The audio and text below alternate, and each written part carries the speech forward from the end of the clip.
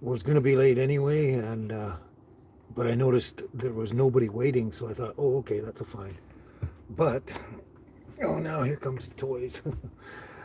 But then all of a sudden, someone showed up, and there was one waiting, so I just hit the button and went live. Yeah, I'm a couple minutes late. Not much is working today at all. Especially this.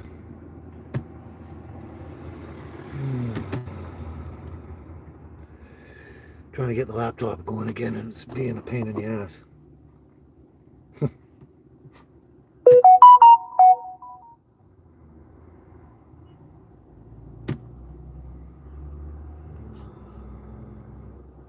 So just bear with me for a little bit here. Nobody's commenting or anything. There's only one of you out there. But you gave me a like. I like that.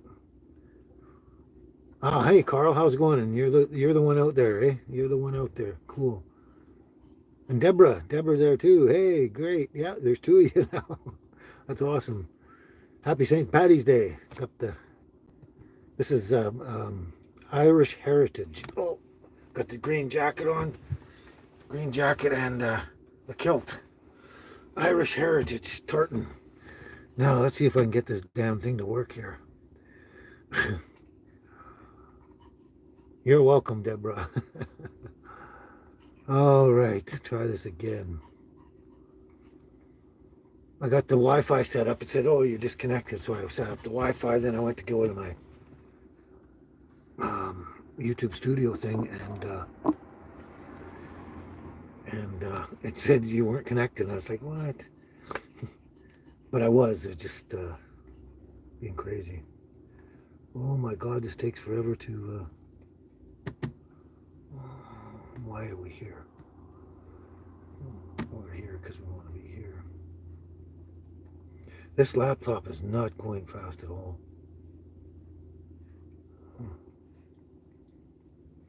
It's crazy.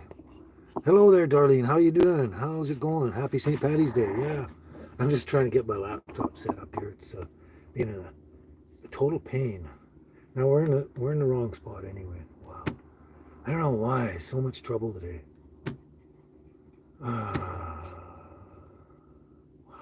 Here we go again. Back to the beginning again. It just doesn't want to work. Just doesn't want to work. How's everyone doing this St. Patty's? Everyone doing well, healthy and fine and safe and all that sort of stuff? Now let's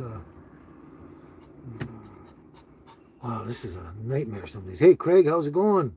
Happy St. Pat's Day, yeah. Yeah, and Darlene, you probably read, Darlene sending everyone hugs. That's a great thing. Okay, I think we're, hey, what do you know? This might even be it. We'll see. Oh, I hate slow technology, internet stuff, and when they buffer all the time. Okay, baby, come here. Again with the toys. She wasn't doing it until I turned the camera on. Oh, you gotta laugh, right? You gotta laugh. Otherwise you go freaking crazy. So I think I got my laptop finally set up here. There we go. Good, everyone's having a great conversation between themselves. That's wonderful.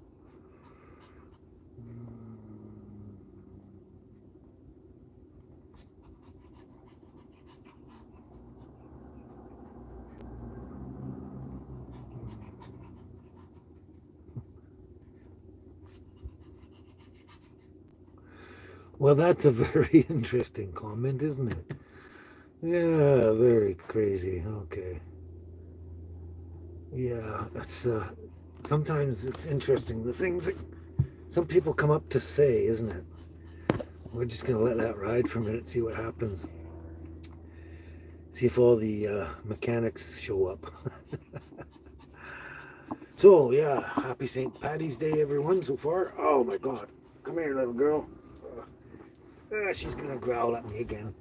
Yeah, she's playing with her toy, little baby. Oh, come on up, Angel. Come up. Come up. Come up. Come up. Come up. Come up. Get up. There you go. We got two of them here. There we go. We got Angel up on top and baby here. And she's grunting because she says, I want to play with my toy. Yeah, there you go. Come here. Why do you, oh, you always want to be in my arms until I want you there. You're a crazy girl. You're a crazy girl. Yeah. Oh, here we go again. Come on, baby. Stop it. Oh, I can't train them to do anything. Oh, boy.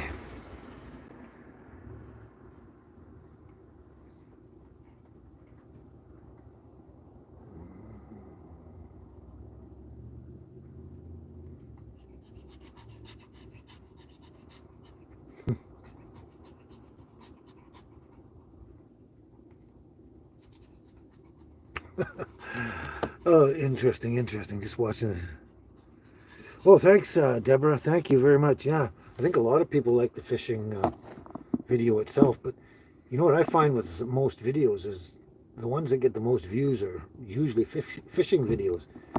It's, I mean, I always knew that I've always loved fishing. Everyone I know most of the time love fishing, and it's a very popular thing, especially on the island here too. And but I didn't realize, I mean, generally maybe how popular it is online and that too, because yeah, fishing seems to get a lot of hits a lot of the time.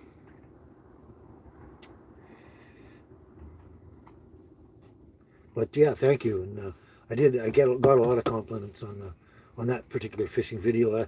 I like that one better because I had a little more success with the camera and everything, a little more help with the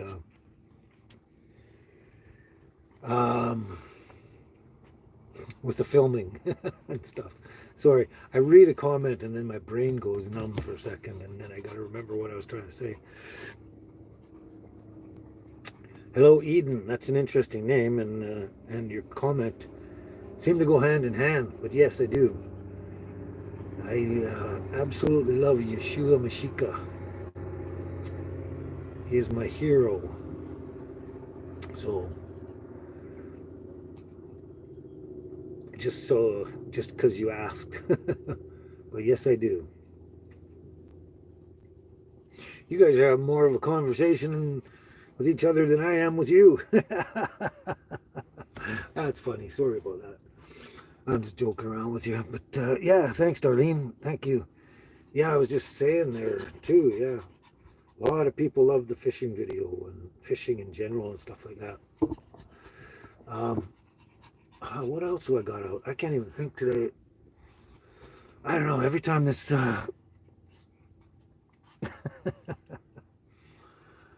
every time Sunday comes around, it seems every Sunday I feel kind of more discombobulated each time and stuff like that. And yeah, trying to get things done between and then remembering things.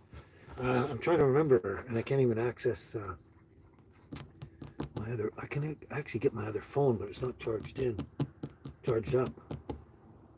Happy St. Patty's Day, Cheryl. How are you doing? How are you doing? Green's your favorite color. Awesome, awesome. It's a pretty good color. Mine's purple, but I don't think it would anyone would understand if I wore purple today. But yeah, happy St. Patty's Day to everybody. Now, 6x9. That's an interesting. Do I believe in Earth? Well, I guess kind of have to. I live here. Interesting questions that come up, and they always make me suspicious when people have abnormal questions and things. It's interesting. It's interesting. Makes like life colorful. Oh, I don't know why I'm feeling out of sorts right now. Partly I don't have a coffee. I drank my last coffee. This is twisted. I do have juice though. Oh, but I feel like I'm missing something. I don't know what it is.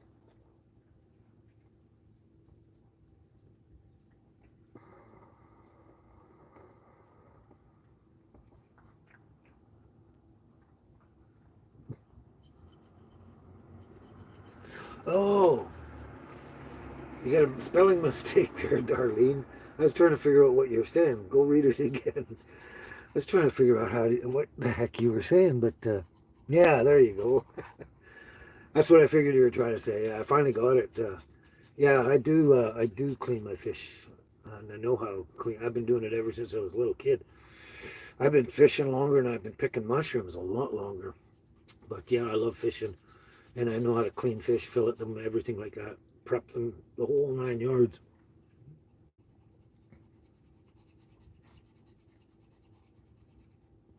Oh, okay. Well, maybe I should have done that, Darlene, on the video. Actually, well, the last fish I gave it away, so I didn't get to eat it. But um, yeah, I could do it again. But there is a video out there. If you go scroll through my videos, actually, now that we're on the subject, I'm going to actually make a video for the whole everyone out there. But I do have playlists out there. If you go down in the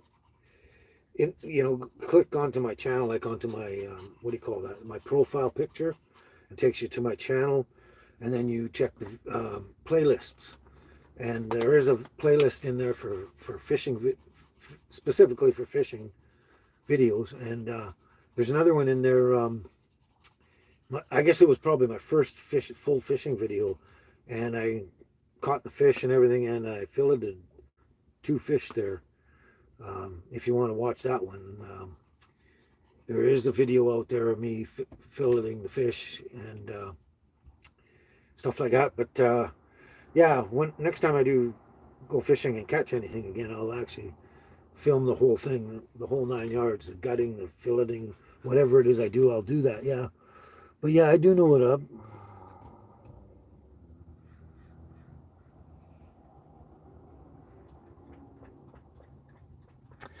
Wow, Johnny West, that's a that's an interesting saying, and I've heard something similar to that too, but way back from my grandparents and parents, and they had a lot of interesting expressions back in the day. I could tell you probably 1,000 of them, but I'm not going to go into that. Actually, yeah, Cheryl, I'm at the library. Oh yes, I'm at the library down Qualicum. I was down at the beach yesterday, did some filming and stuff and that. And took off just after dinner time sometime when it was starting to get a little darker, and popped down around on the street down here and found a spot. So I camped overnight sitting here. I'm pretty sure I'm going to be putting out a video about me camping out here overnight. And so I could, have a really good spot in the morning to do my show.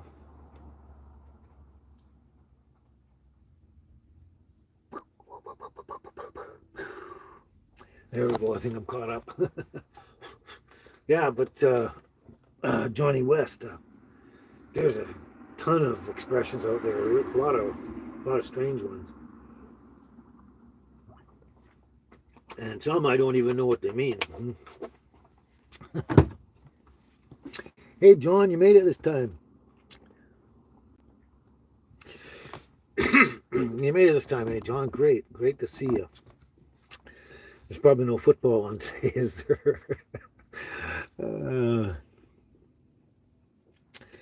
I need a song, Darlene. I think it should lift my spirits. I'm really messed up today. I feel worse all the time, but yeah, I don't even actually know where my books are. I don't know what I've done with them. I've been juggling things. My house is actually a mess. It's not tidy like it usually is, and I'm just trying to stay on top of things. I seem to get further and further behind, but yeah, I need someone to cheer me up. You guys get all the cheering up, and I'm just messing with you. How many miles from the beach to the library? I'm not a really good judge of distance too much unless I got the tachometer there kind of ticking it off. But I'm going to say it's probably a mile or less from the beach, maybe half a mile. I'm not sure. It's not very far. I'm 20 blocks, 30 blocks, something like that. It's about 2.5 minute drive. Let's put it that way. Even hauling this tiny house, it only takes that long. So yeah, it's not too far. Basically, the beach is down at the bottom of a hill where the ocean is, and You just come up a hill and on top of the hill in about 2.5 minutes, and there you are, right in downtown Qualicum. Oh, that's what you're doing today. Trimming, eh? Trimming John, huh? I've done a lot of trimming in my life. Oh, yeah. Is she up there again? I didn't know you could see her. Yeah. I forget, I forget you can see over my shoulders up. Yeah, she's so cute up there. She's so cute. I wonder if she'll get flustered if I get too close to her. A lot of times I put the camera in her face and she doesn't know what to do. Right, Angel? Right? Are you a good angel? Are you a good angel? All you have to do is talk to her when she comes down. Come here. Come on. There you go. Your friends want to say hi. Yeah. Oh, good times. Yeah, John. Good times. Yeah. Trimming for hours. Actually, when you got to do a certain amount and a certain length of time, boy, it actually gets hard on your body and everything like that, your hands and your back and stuff. And yeah, you really got to take a break off quite often when you're doing that.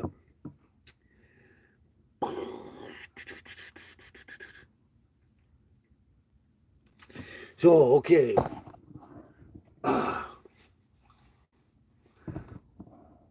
I'm just thinking here and it's hurting.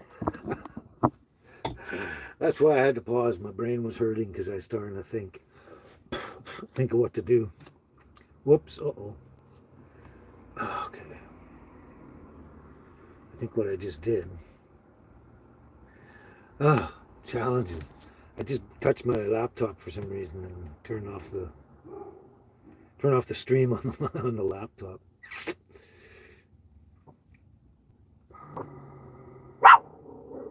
Shut up. There's just people out there. Hey, Angel, not your planet. Shut up. Not your planet. Hey, Angel. Angel. People are allowed to roam around out here without being harassed by you. Zach TV. Zach TV. Hello to you too, sir. You're in the Philippines. I don't know if you know, but I'm celebrating St. Patrick's Day because I'm Irish. And I got the outfit too, so why not? How are you doing today? How's the weather in the Philippines? Pretty good?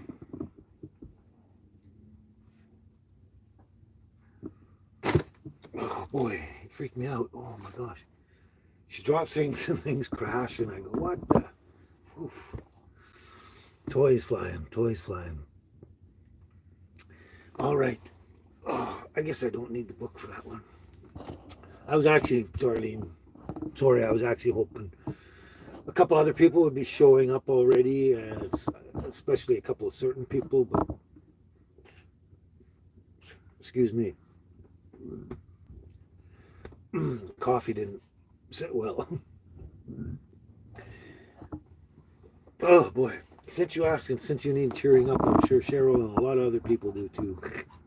So, you are my sunshine, my only sunshine. You make me happy when skies are gray. You'll never know, dear, how much I love you. Please don't take my sunshine away.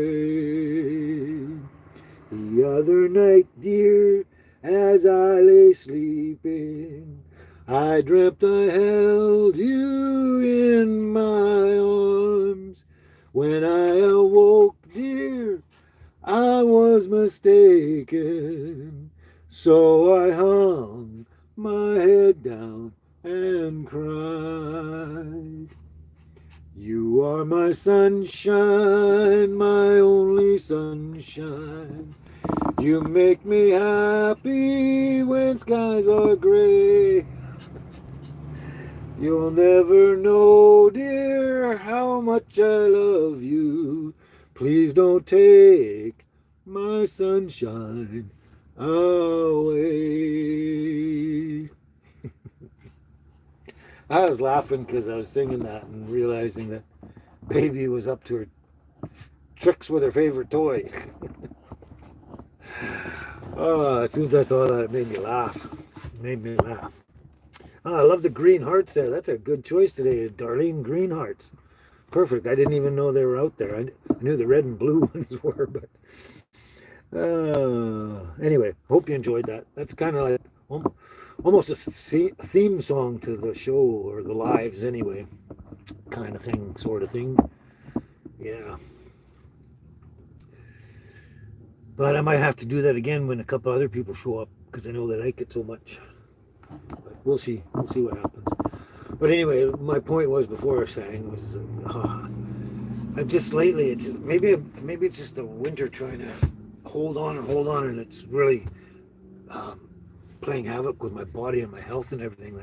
But I feel so wiped out and broken so much more and more every time, every Sunday that comes around, and yeah, I just got a week to sort of try and prep for the Sunday show, and I don't know, I can't seem to get stuff done. I can barely even actually go out and film stuff, and live my life, feed the dogs, all that kind of stuff, and then film a video too, and do all the work and everything on it, and that, and then I don't know, I can't do a lot of other things like write down songs and everything. I haven't actually written down any new songs for a couple of weeks now, I guess. And not that I don't have a bunch, and I've actually got some that I haven't even sung yet. But yeah, when I get the really medically, physically wiped out, that's when you know when I find it harder for singing and stuff. Like when I'm when my health is good and I'm feeling fairly chipper, let's say. I'm possibly in a good mood. I love to sing, like to whistle, whatever, hum tunes. And even when I'm, like, say, depressed or just despondent or something, or some melancholy and that, I like to whistle and hum and kind of sing some um, melodic tunes and stuff like that. But the only time I don't feel like singing is when my health or um, well, my energy and everything. I'm feeling sick and my energy's low, and I don't have any get up and go, and I'm feeling like, and that's when I feel like I want to curl up in a fetal position and just, and that's when I actually have to take medications because I get in the fetal position and I'll probably stay in it for 24 hours. But anyway, I'm glad you guys understand. That's good. Thanks. Yeah, every single day, every morning, I have to push myself, even on the good days. And then, on the lesser days or the worst days, it's just harder and harder. But on even my very, very best days, I have to push myself just to get up out of bed and start all over because my mornings are the worst time for me. That's when I feel my absolute worst. And it's kind of sad and ironic. Don't do what, Deborah? Don't do what? That'd be nice. Yeah, it'd be nice if every once in a while one of you two, like Darlene, one of you people up there, like Darlene, could come and give me a hug once in a while. Just come and knock on the door. Hey, I know you're on your live, but I'll give you a hug, and then you go back to where you came from and to commenting. Uh, that would be a magical thing to do, wouldn't it? Oh, don't do that. Don't stay in bed all day. No, no. I mean, for one thing, I can't. First of all, and it's a very, very good thing because it's on a lot of many days. If I didn't have the girls, I actually would stay in bed for possibly 12 or 24 hours on probably 50% of my days and get very little done. I probably wouldn't even do this channel, sadly. But yeah, the girls, I have to get up. The first thing is okay, I don't care, you feel like a truck ran over. I literally feel like a truck ran over me. It's the pain, the discomforts, everything. I feel nauseated. And with everything going down inside here, all the issues and the pains and crampings and everything, you just want to curl up in a fetal position. So I say, no, I can't, I got to get on, put my feet on the floor, sit up and put my feet on the floor. And I have to, you know, start putting the coffee on and stuff like that. And if I have to take medications, take them to get started and going. And in a certain amount of time, I have to get functional and get out the door to get the girls out because they got to do their stuff out there. Not only just do their business outside, but they need their exercise and burn off some energy in that. I mean, so they can grow and also stay healthy in that, because if they just lie around doing nothing, they'll stagnate too, and their bodies will seize up just like any human or any living thing. Hey Gary, glad you can make it too.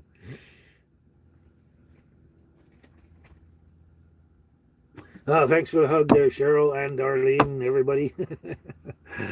Thank you so much. Yeah, and it's true. We just have to push ourselves, and also to be thankful for all the wonderful things we do have. We might think, oh, we don't have stuff. We don't have a lot in our life. We don't have a lot of things. We don't have a lot of money. We don't have a lot of things. But you're shutting out the things you do have, and you're bringing negative vibes and energy into your life by just, first and foremost, you could sit there after the fact and say, oh, I wish I had one of these, or I wish I had one of those. It'd be nice to have that, whatever. But first and foremost, first thing you do when you get up is you got to say, I'm so thankful and grateful for all the wonderful wealth and abundance and everything in my life. And I usually start with my two girls, and then I might mention my tiny house because it keeps us warm and dry when we were living in a tent before. And back to the girls again, because why I mentioned the girls first, because I'd be a lot less without them. And then for my truck and all that, everything I've got, and that appreciating what you have is the only way for you to throw out the vibes and energy into the universe to actually attract more. Because if you just complain about not having, like you get more and more stuff. Like I was in a tent, let's say, homeless in a tent, in a 4Runner, whatever, and now that I'm in a tiny house, which basically saved my life, and it's a mansion compared to where I've been. If I start complaining, oh, I wish I had something better and all this, like I want this and I don't want this, I want something better, I'm snubbing what I'm actually given, then I'm sending out the bad energy and vibes into the universe. And then I probably won't get any more good stuff, to help me out. So I kind of believe in that sort of, I guess there's a way of saying it, but, the universal energy and stuff like that. I know there's a better terminology to state that, but yeah, and I do that. But my biggest problem, and I don't know why, it's probably because of my attitude, because I do that with everything else. I do that. I am thankful and grateful for, making it this far, being this old, being alive, and having as much health as I do, because I look around and there's so many people in much worse shape physically and all that, and have a lot more, difficulties and problems in life, that way more than I do. And I have to, appreciate what I've got.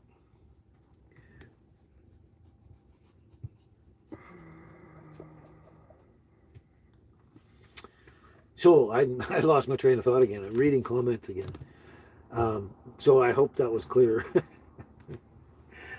But yeah, I was trying to mention that my health doesn't seem to want to get better. It's just, and maybe I should focus more on being thankful for my health, which I do. Maybe I don't do it enough, I guess is what I'm saying.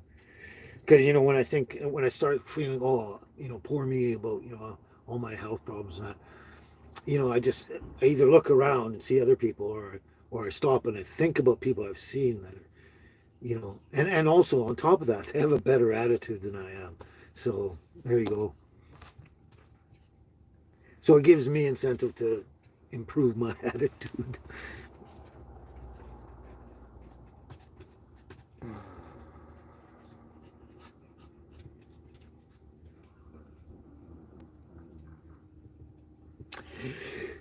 So anyway, sorry about that. Oliver Parker, that's an interesting question. Am I hospital? I was in the hospital. I was actually burned alive second degree burns 30% of my body, and I was in the hospital for a month. And but I am not hospital. You might have to rephrase the question, but Alicia, Alicia Chapman. Sorry about that, Alicia Chapman. How you doing? I don't know what you mean by that question. But hello, how's it going out there, Alicia Chapman? What neck of the world are you in?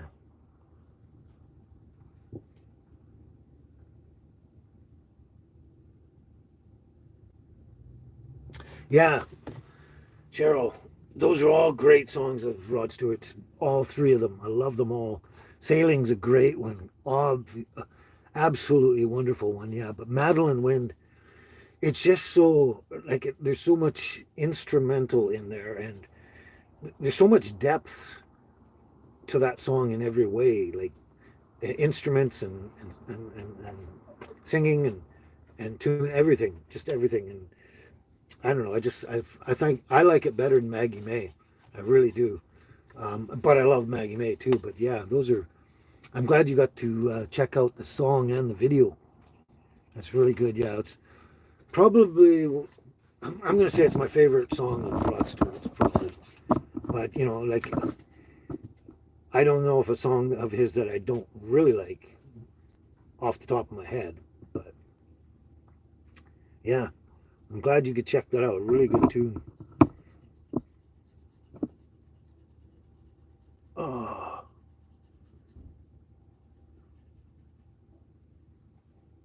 Yeah, you too, hey, Darlene. You love all of Rod Stewart songs too, yeah. I'm pretty sure I do, but there might be one I'm. It's not that I don't hate it, that I hate it or don't like the song, but there might be one of his songs that I'm not too fussy about. But that practically happens with almost any singer or entertainer or anything in that field. Oh boy, oh boy, oh boy. I mean, you take anyone out there, Elvis or anyone. There's songs I like and songs I don't care for, but that's the way it is. Uh, but yeah, I should seriously try and. Oh, you're whining and grunting. You're whining and grunting. She's playing her toy and she gets all excited and emotional about it, and she grunts and groans. But yeah, I'm gonna have to sit down and take some time and actually write down a shitload of songs, and then go and write down all the lyrics to them. But it's just I just again, I've mentioned this so many times, but I just don't seem to have the time to do it all. Um, I wish I was 28 years old again. I could. I remember the amazing amount of things I could physically get done in one day when I was that young and in good physical condition. But it's just not the same anymore.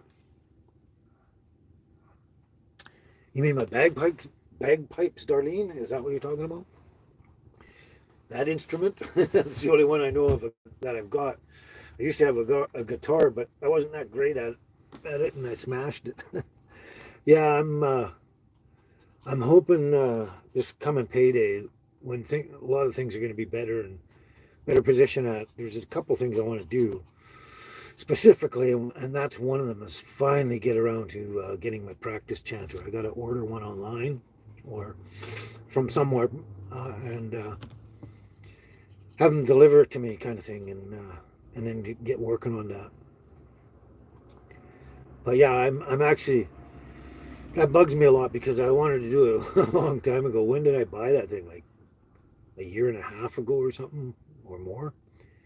It was quite a while back, right? Pretty much right in the beginning of my first number of videos. I think first 12 videos I got it. But yeah, it's been on my mind a lot, and I haven't really been stressing about it. But I keep thinking, God, I gotta get that because you can't get anywhere unless you practice.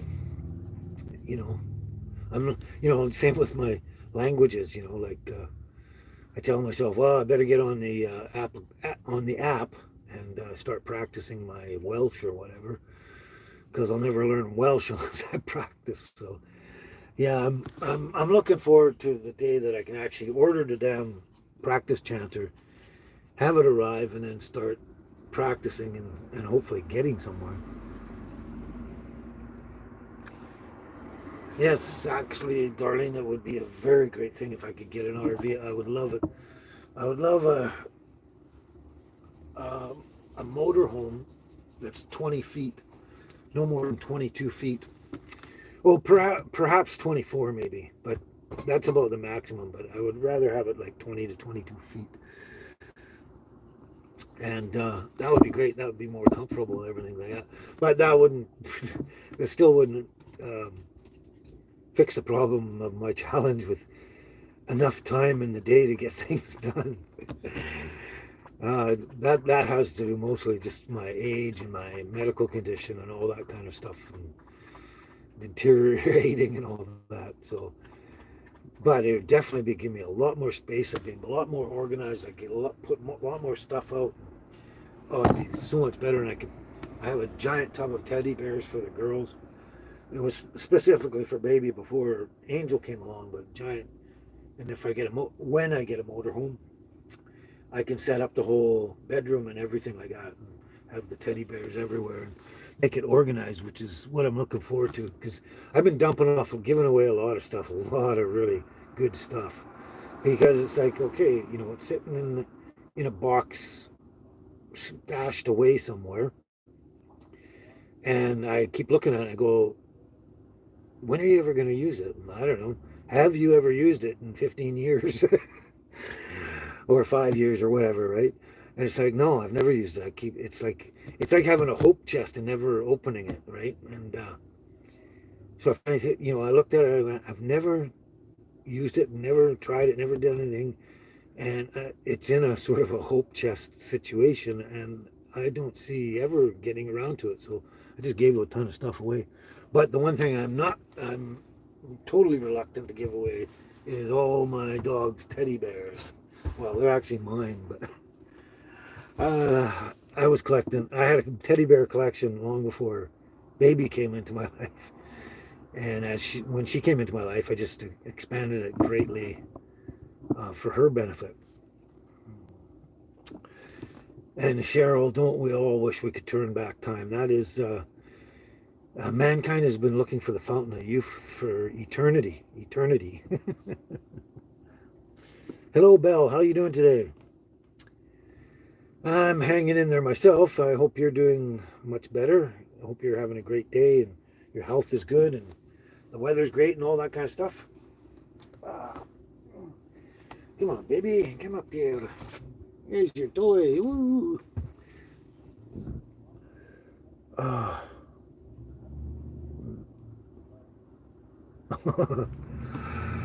Oh, you came and said hi and then took off to go eat, Carl? And then I bet you're doing it on purpose. I know you are. Because I've mentioned this many times before. You guys mentioned food and you drive me crazy.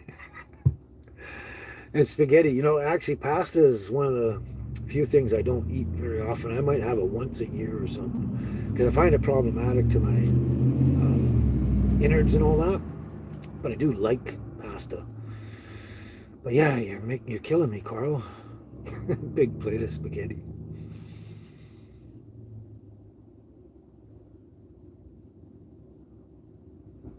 Yeah, the RV would actually definitely make me feel better too. Yeah, I mean, all those little things, it makes sense, right? Like if your place is really cluttered, like mine is cluttered, it's almost a nightmare sometimes because I got too much stuff in a small space. And when you get everything organized, it always makes you happier because everything's freer and flowing better. You can close your eyes, just reach out and grab the stuff you want to use and everything like that. But yeah, and everything's organized. I'll have drawers for the stuff that aren't in drawers right now. Yeah, it will definitely make everything better. I'm glad you brought that up. I'm gonna try and search that out online. Darlene is. I've always been meaning to watch that show, Benjamin Button, the movie. I've never got around to it yet.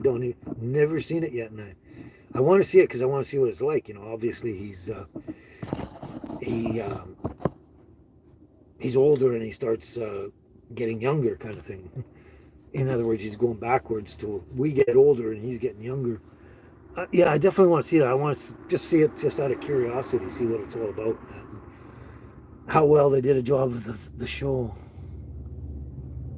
Really, Brad Pitt. I didn't know that. Wow, I did not know that.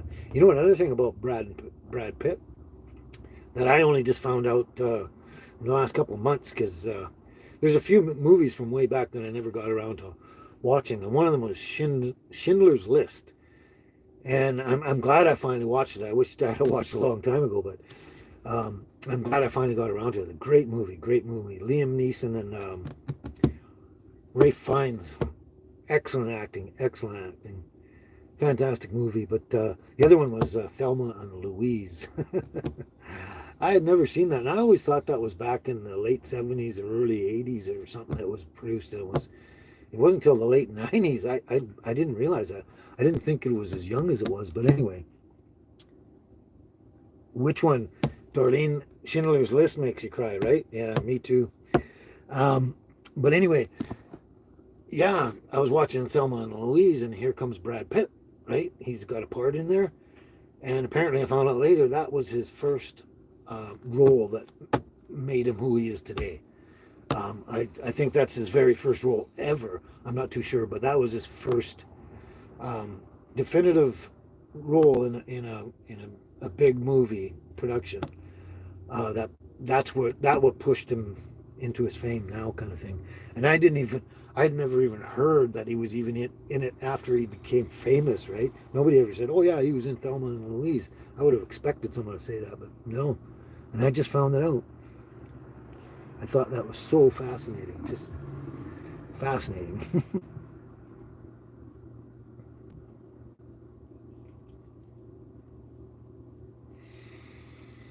Yeah, I might try some pasta tonight. Maybe I don't know what I want to eat. What's in the bucket?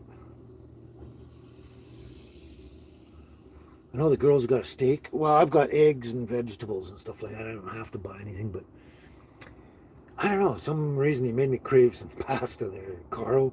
I do like pasta. I like the taste, the flavor, the texture, all that kind of. My favorite was linguine and fettuccine. Those were my two of my favorites, but I do enjoy that. It's just problematic for my system. I can't pronounce your last name there, Eric, but hello, Eric. How you doing? Curious where you're from and how the weather is like in your neck of the planet and how things are going.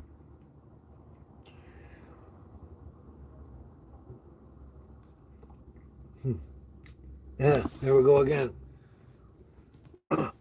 Reading comments and my brain shuts off. Oh, that's funny. Funny, funny, funny. Wow, you know what? I swear to God, I turned this thing on 10 minutes ago, and it's 45 minutes pretty much now. That's pretty wild. Time does strange things. Look from the window. I'm not sure, Eric, what you're trying to say. Are you outside watching the show? Look from the window. Oh, I don't know. I don't see anyone. Not sure what that means, Eric, but hopefully you'll clarify that. Oh, all right. So what should we do next, baby? You're awfully quiet. Her toy's on the floor and she wants me to pick it up. Oh, no problem. I don't mind a joke. I'll absolutely never mind a joke. That's okay. The joke went over my head, but sometimes that happens. Okay, I gotta do this.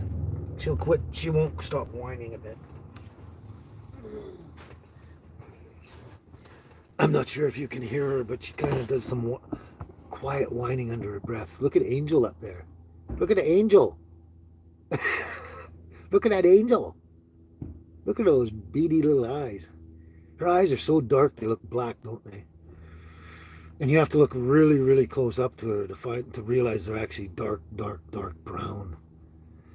And you can barely even see the pupils too. They're so dark. There you go, Carl. You started everyone getting hungry with the spaghetti there. Darlene's hungry now too. Wants spaghetti. Spaghetti. You know what I actually like?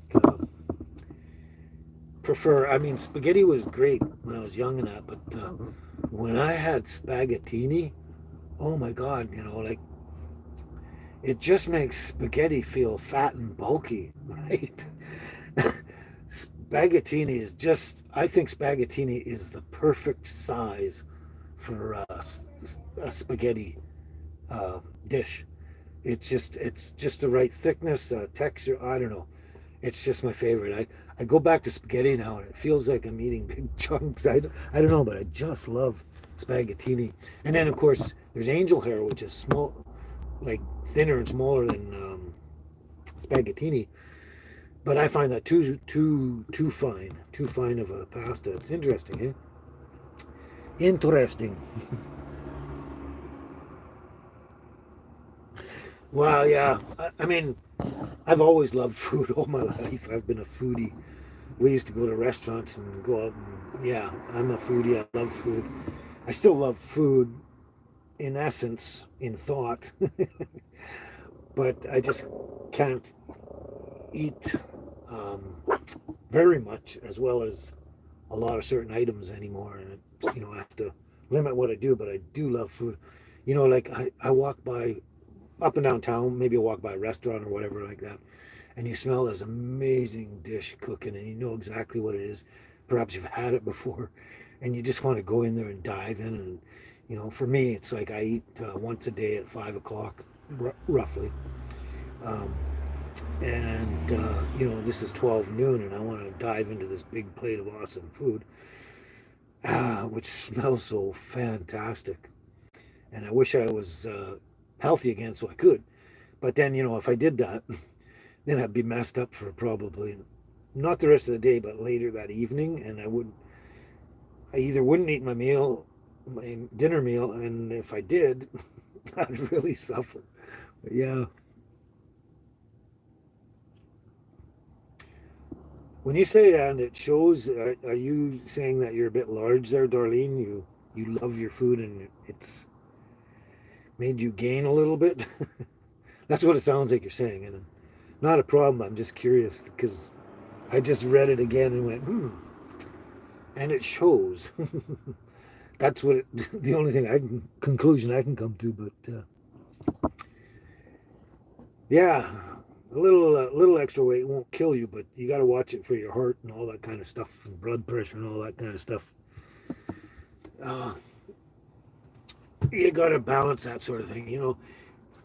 When I was, let's say, I'm going to say average 25 to 35 or 40 in that range, but especially between 25, 35, that kind of thing, I could eat a lot. You guys would be blown away at what I could eat. Just amazing. I'd go to a Chinese smorgasbord and we'd pile the plate up so it was practically falling off as we were carrying it back to the table. And I could eat 6 of those, no problem, and dessert and stuff. Amazing amount of foods. But the thing is once in a while, like when I was a little more sedentary in my lifestyle and that, you'd start to see it piling up, in my cheeks and stuff like that. But most of the time I was so active, I was working, energetic, a lot of, what do you call, labor jobs and stuff like that.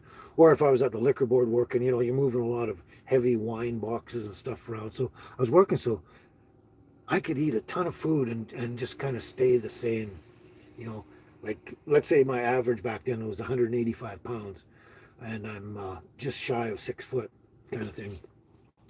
And I just had a stable 185 for years and years and years.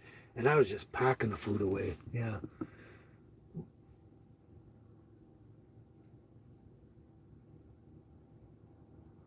I love that, Darlene. That's good.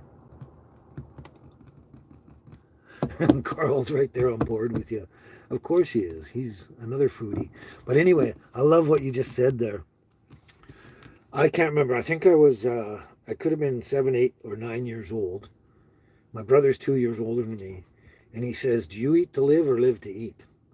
And it took me a while. I had to think, what is he saying? Do you live to eat or eat to live? And I go, ah, well, technically I live to eat, or I eat to live. I eat to stay alive. But on the other hand, I live to eat too. Yeah, it's foodies live to eat, but they also eat to live. So yeah, that was, and that's exactly kind of what you're saying there too. I need to eat to live, not to live to eat. Yeah, and I'm sure that's what his point was. But I was actually just going to bring that up when you made that comment. That was so cool. Fabio Creston, hey, how's it going? How you doing? How's life in your neck of the woods? I don't think you've been around here before. Your name doesn't seem familiar, but my memory's not as good as it used to be. No, I haven't really taken a lot of time to check out too many RVs. I casually look at them, like if I'm driving down the highway up in along Arrington or something. People got them parked there with a sign on it. I'll look at it and go, what kind is it and that. But I won't go in there and have a tour inside and all that and ask how much and all that, because basically, bottom line is, I'm not in a position to purchase anything at the moment unless I sell everything I got, kind of thing. And so I'm trying to juggle that and figure that out. But not in a big hurry. Summer's coming, and I'm not that worried, because if let's say it's the end of spring there, first day of summer, I could sell everything I've got here, and I could buy a tent, and I wouldn't suffer, until I bought an RV. But if I sold everything I got here, I'd have enough money to buy an RV, no problem. So it's partly a matter of timing, and also well, it is mostly a matter of timing, financially and realistically.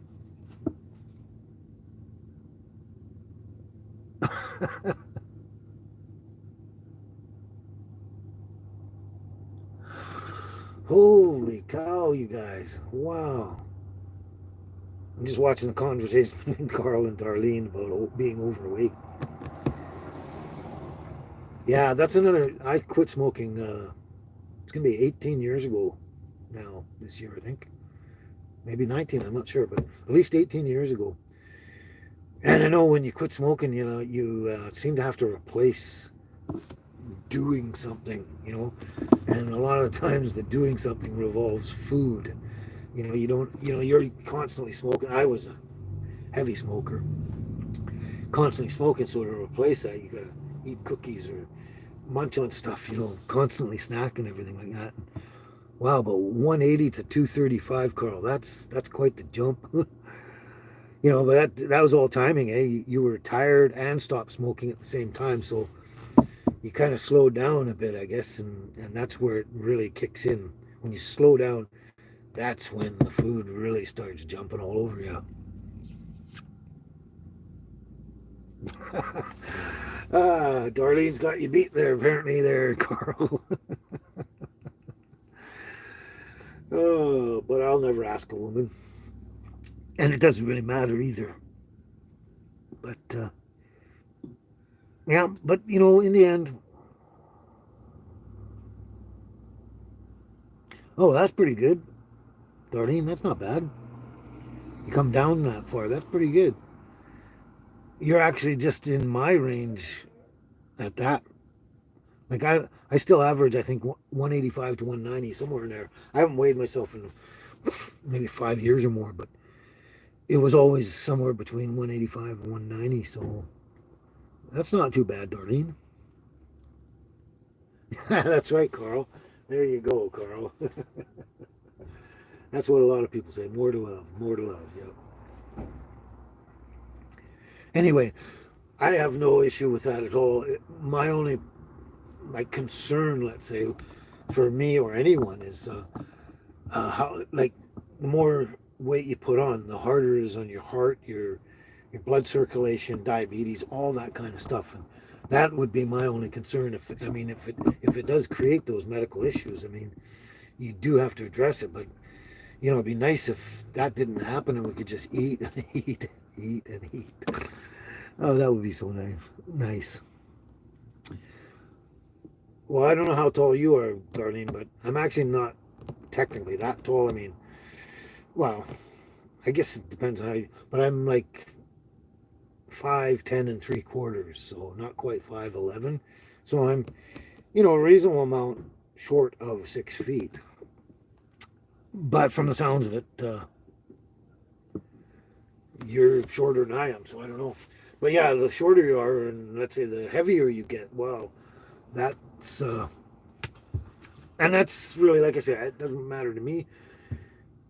But the only thing of concern is it's problematic to your health, and you know, I didn't know what else to say there. But everyone's got some sort of addiction, pretty much, or a vice of some sort, and pretty much, um,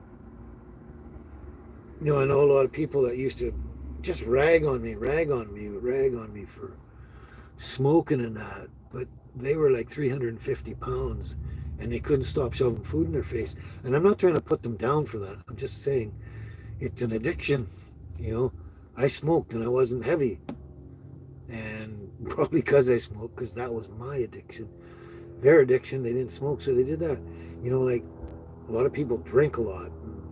Everyone's got some sort of addiction to some degree. I've actually met very few people in my life that have no addiction. I mean, I knew a guy, I don't even know if he's still around. I think he was about somewhere between 83 and 87.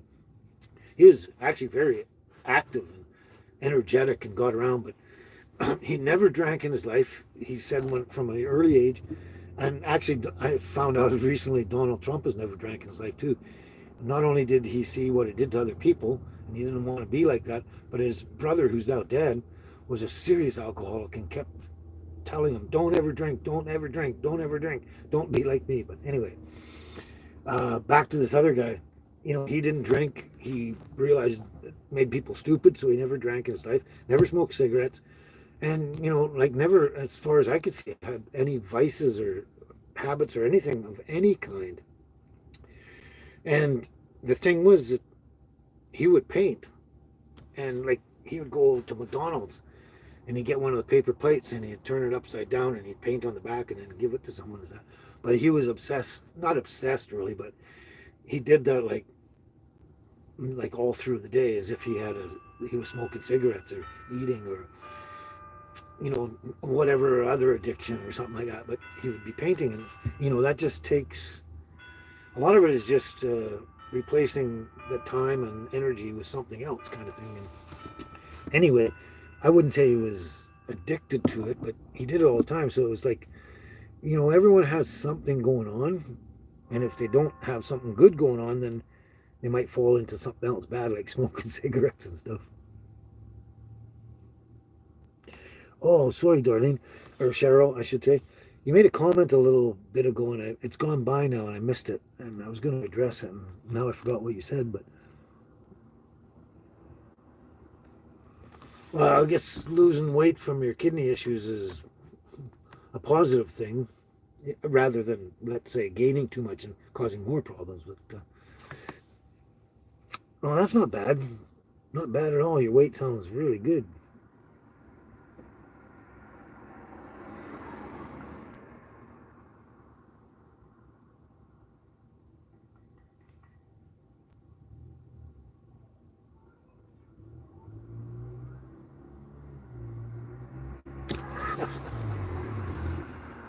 Yeah, Carl, uh, yeah. Oh, I could tell you story upon story upon story about um, people's somewhat insanity, really, if you look at it, right. I know a lot of people, like, they'd sit there and they'd drink Diet Coke, Diet Pepsi, Diet everything. Everything had to be diet, Um, but like you said, and I'm not talking 3 sandwiches. They would eat 7 or 8 sandwiches or something. Like, they would just gorge themselves. And yet there was, like, I don't know if you tried to suggest anything. with it, it was always that it had to be diet, it had to be diet, it had to be diet. And it was like, well, you're just compensating your diet drinks for eating too much. I don't know. It's funny. And it was like, you couldn't convince them that they weren't doing themselves any good, because the more diet stuff they consumed, the more food they consumed.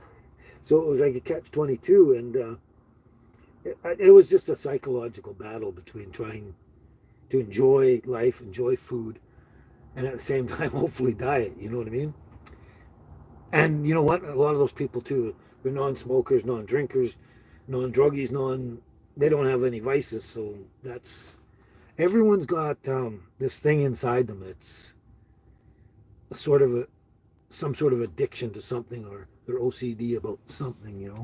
And a lot of people, like, I think a lot of musicians, that's how a lot of musicians do a lot of stuff too, but I'm talking about the ones that never drink and do stuff, is because they're so focused and put all their time and energy into practicing and playing and learning and getting better and all that. That's their addiction. They're addicted to that. They don't smoke. A friend of mine was like that when I was 16 years old. Like everyone else was going out and smoking or having a beer or doing whatever. And he would just sit down and pick up the guitar and just, as often as anyone would smoke a cigarette or have a drink or something like that. And which is good. It was, I guess, an addiction, you could say, but the thing is, it was a healthy one, And yeah. Oh, what's the matter, baby? What's the matter, baby? Is your toy down there and Daddy's not getting it for you? Oh, you poor little thing. I'm surprised how quiet they are. I only took them out for a short while today, and usually, unless I burn off a ton of energy, they're bouncy.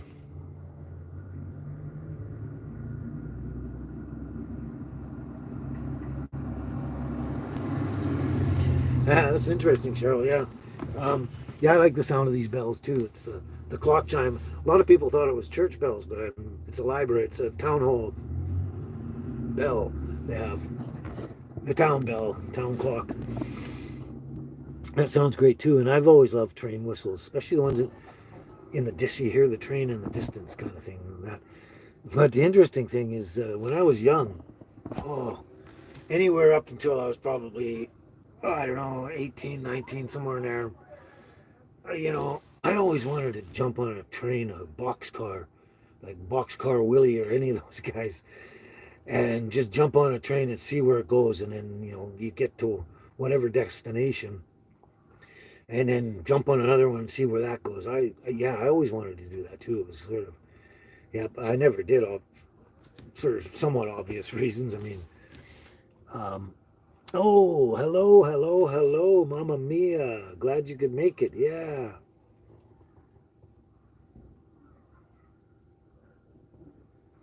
How are you doing today, Mamma Mia?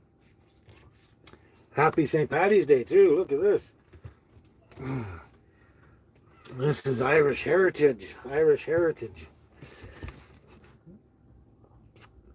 And Darlene, you had a train that ran right past your house. Yeah. I've had them too, and the ones that go right past your house aren't always the fun ones, because they can sometimes make a lot of noise, and especially if they're going by your house and blowing their horn at the same time. Yeah. But yeah, I've been in a lot of places, a number of places that have trains going by. Well, thank you, Mamma Mia. Thank you. I got to do the Irish thing, Got to do the Irish thing. I don't know if Tuesday I'm going to actually put out a St. Paddy's Day video. That'll depend on the rest of the day and how I feel. At this point, I don't feel like much of anything. I just want to go back to bed. Anyway, I'm not sure. But I have other videos that I'm going to be putting out. And if I don't put a St. Paddy's one on Tuesday, I'll have another one. And I hope that's okay with everyone, because I don't always have to put out a St. Patrick's Day video. I may put out a short or two, I don't know, but I'm not sure what I'm going to do for Tuesday. I could after this live show, I could actually go out and do some quick filming, not slap something together, have it out for Tuesday as a St. Patty video. But I also got another beach video down there, um, ready to go that I could put out on Tuesday instead.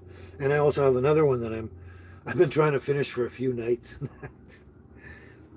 and hopefully I'll finish it tonight, and that could go up on Tuesday as well. So I've kind of got three choices, but not sure what I want to do with the St. Patty's Day idea after the live today.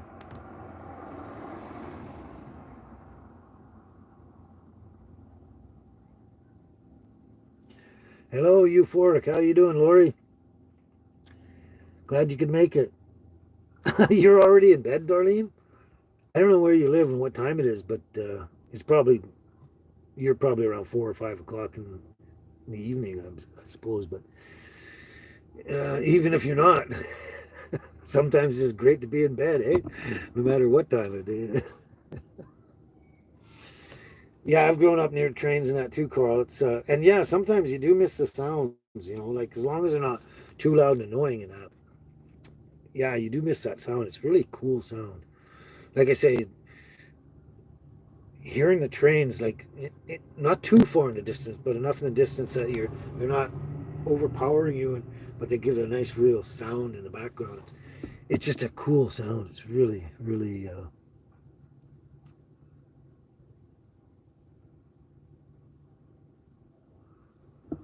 Really cool tune, sound, I should say. Sorry, the trains. Yeah, I love it. I love it. I do miss it too. Oh, you've been working on your videos for a couple of days there, eh, Lori? Just got done. Good for you. Good for you.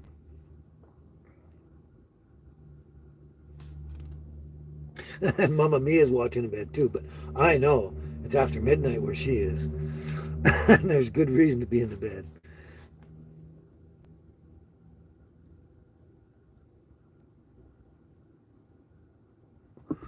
Oh, so you're planning to hit the island in 2025, eh, Lori? Yeah, I'm not even sure where I'm going to be in 2025. Uh, I'm hoping sometime soon I'm going to be on the mainland and doing some mainland touring and stuff like that real quick here. And from there on in, I'm not really sure. I've got a lot of different plans and ideas and stuff like that, but it's going to definitely be like one day at a time, 1 week at a time, 1 month at a time. And, like we might originally decide, hey, let's go up here and do all this stuff up there. And then when we get closer to that time frame, we might change plans and say, hey, it'd be a great idea to go over there and do that trip, kind of thing. So, and I kind of, in a way, I like to make plans in life, certain plans, and that. But I also like, for a lot of the other stuff, I like to just kind of let it ride and let it fall into place. A good friend of mine always says, "Go with the flow, man. Go with the flow," and then you'll stress a lot less. And when I do that, I stress less because then I'm not trying to force the future or anything like that.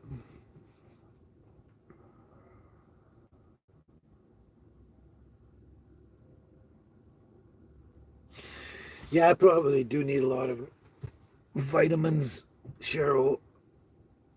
Um, uh, I've taken vitamin supplements for years and years and years before, and I didn't feel any difference. I mean, sure, I'm assuming they help, but I didn't feel any difference, so and it didn't change. It's like when I always say about my condition, it's not going to take nutrition and vitamins and all that kind of. It's going to take surgery. Like some things just have to go that way, right? Or some process like that. Like some things you can, some IBS, like irritable bowel syndrome, you can actually throw nutritional supplements and natural products and everything like that on them, and they'll improve, get better. But sometimes it's gone too far. But I know I probably need some sort of additional vitamins in certain areas. I know zinc is probably one, iron possibly. Not sure about that one. Possibly vitamin C. I don't know. Um, But I actually I like to find more natural sources of those vitamins too.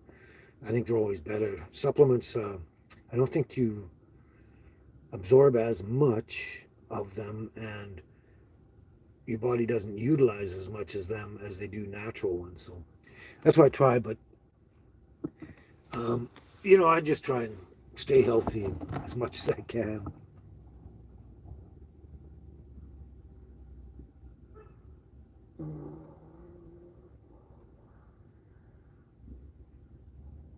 Oh, okay. Good to know, Darlene. I actually love blackstrap molasses. I love it. I can eat it right off the spoon. Yeah, I didn't know it was high in iron, but it's actually a great source. Instead of like, I'll never use sugar again. Well, I'll use raw sugar, like before it's been bleached or tainted or anything like that. The way it's meant to be, like naturally produced. I will, but other than that, I can use honey. Um, what's the other one? One substitute I love is a good organic raw maple syrup. But another one there too, depending on um, let's say what you're putting it on, what food or whatever, is blackstrap molasses. It's a great substitute for any kind of sugar. And yeah, and those products, all the maple syrup, blackstrap molasses, and actual raw organic sugar, um, the way it's meant to be made, all actually have nutrients in them and that are good for you. As you know, just don't eat too much. Actually, just to be honest with you,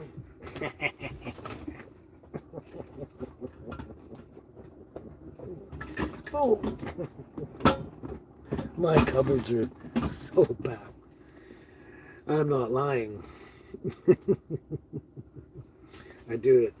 It's getting low, and I haven't had it for quite a while, but I was actually having a bit every couple of days, and certain things I was doing, like sometimes I'll make a certain natural herbal tea that I've foraged out of the wilderness, and just because of its flavor, its natural flavor, I'll put a little black strap molasses in there to give a slight sweetness, but also another flavor to blend and enhance with the other flavor of the tea. Depends on what it is. Like, I wouldn't do that with stinging nettle per se, um, but but yeah, that's just, I use that, or and then like I say, depending on what it is, I'll use the maple syrup, brown sugar, or honey or something.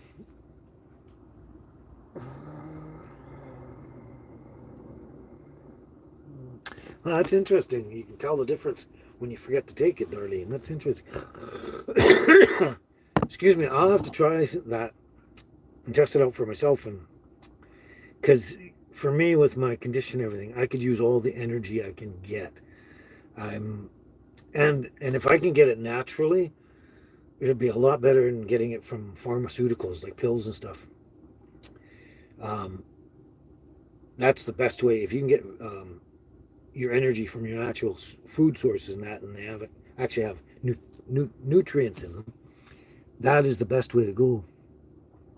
The best way. But I will definitely try that out. Thanks for bringing that up. Glenn, how you doing, Glenn? Yeah, I got the Irish Heritage tartan. Oh, the jacket and the kilt. Had to wear that today. Just had to. Yeah, I actually got this out. It was all packed away, and I got it out a week ago. Put it aside so I wouldn't forget. How you doing anyway today, Glenn? How's it going?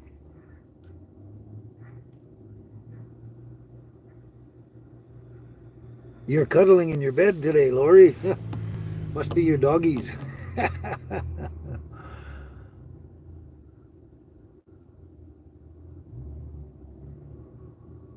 Well, thank you, darling. Thank you. Yeah, a lot of people see me and they just think I'm normal and healthy and everything like that, and stuff like that, and they don't even realize how old I am too most of the time. Most people get somewhere between 50 and 54, and I appreciate that, but they're quite a ways off. Um, but yeah, it is a struggle. I don't like to show that out in public and that. Like, I mean, if I actually showed how I feel, I'd be going around that like this all the time. Oh my God, I'm sore and painful. But you know when they say misery loves company? No, it's not true. It is absolutely not true. Company doesn't like misery. Let's put it that way.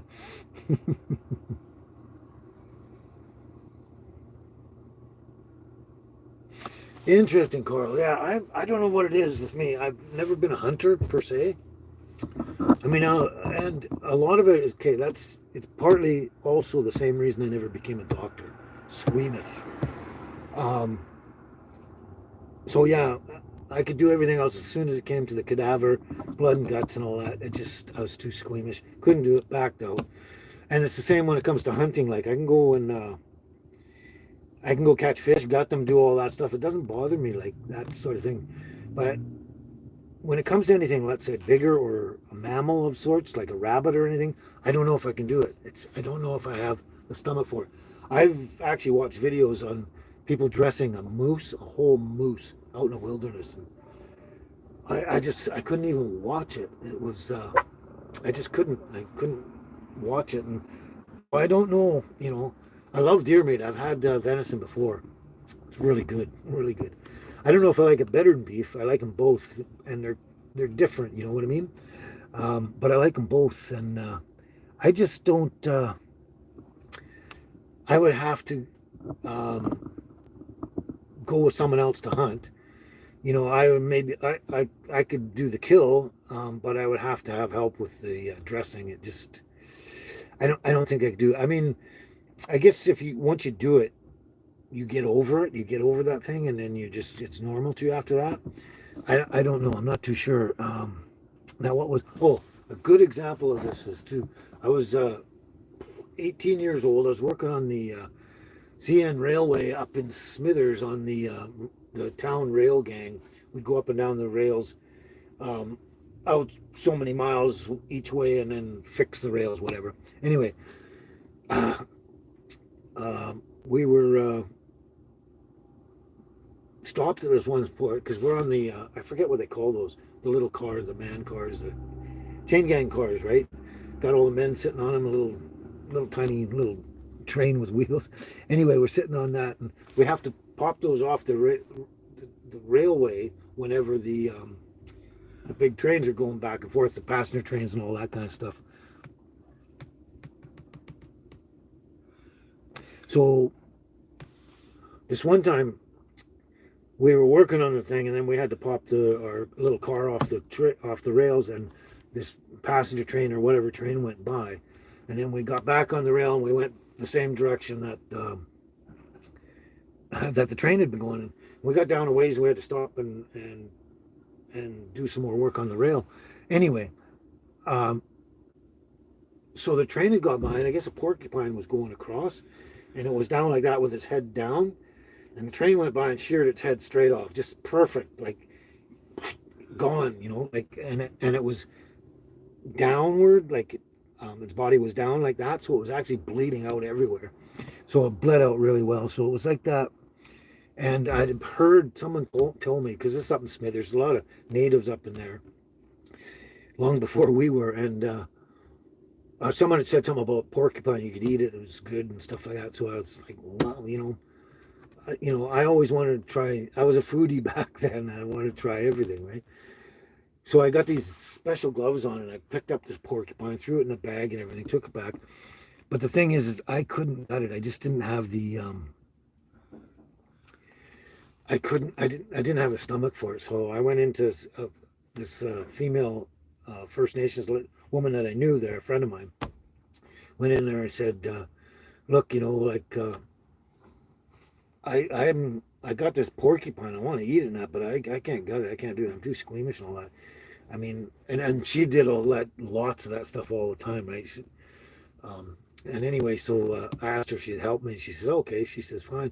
She says, I'll dress it all for you. You can have all the meat as long as I can have all the quills. And I was like, yeah, deal, right?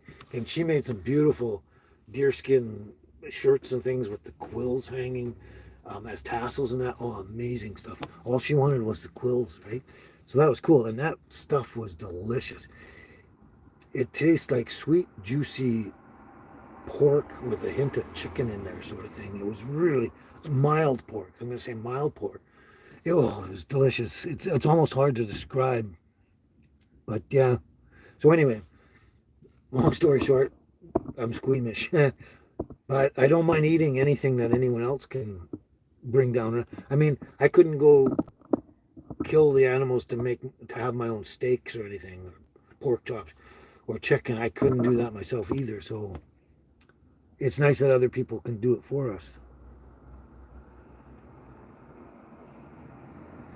You put the special mushrooms on your pizza, and you're eating pizza and killing me with the food again today, Lori. Come on. The special mushrooms, yeah. I haven't had those in a long time.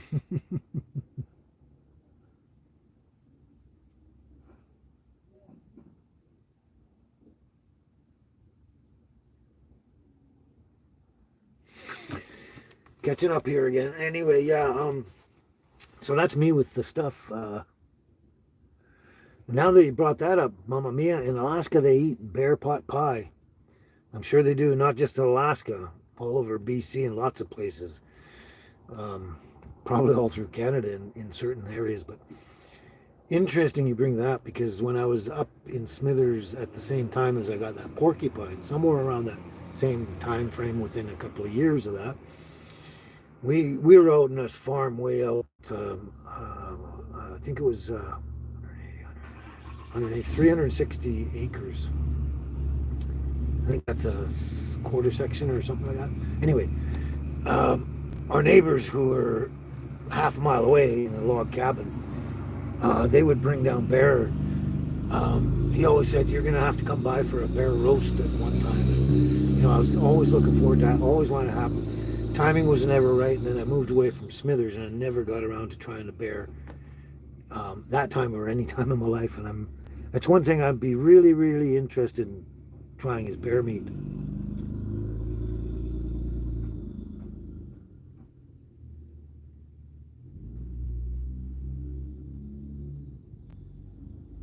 Oh, another interesting comment there, Mamma Mia. Yeah. Well, I've heard a lot of interesting stories in Hong Kong, China, even Japan, and that. There's a lot of street food.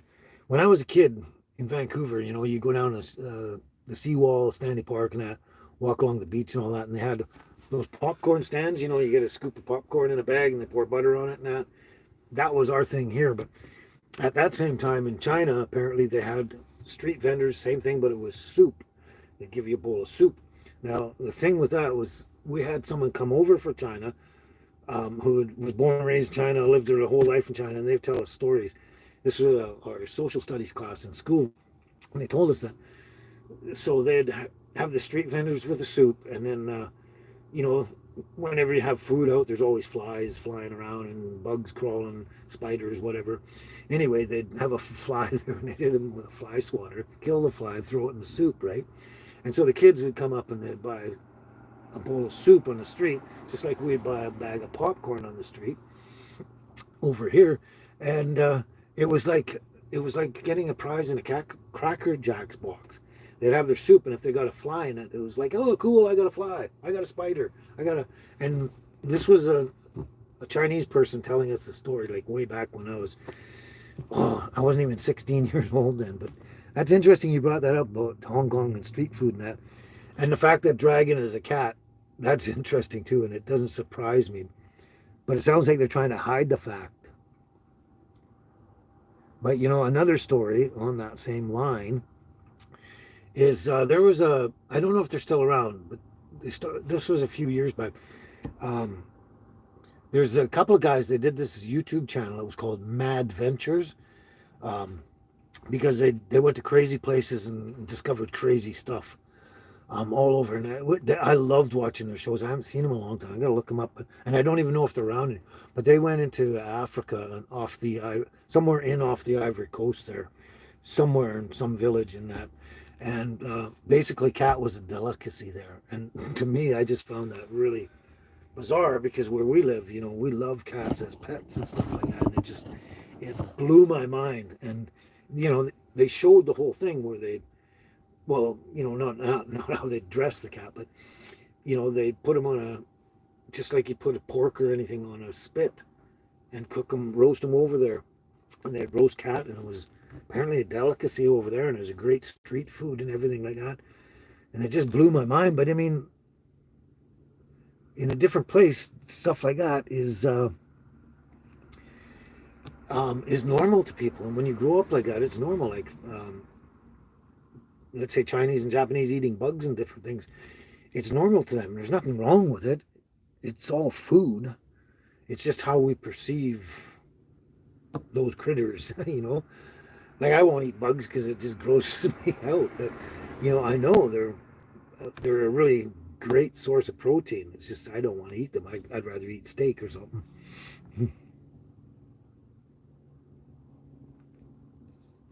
That going vegan and all that thing, that's a big story in itself. We don't even have time for that today. But you know, there's a lot of good things to be said about eating meat as well.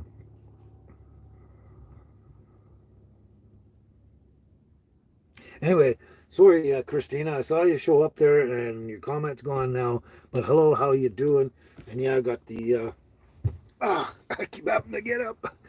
Got the Irish Heritage tartan on with my jacket and the kilt. Yeah, but thank you. I'm getting a lot of compliments on it today from you guys and everybody.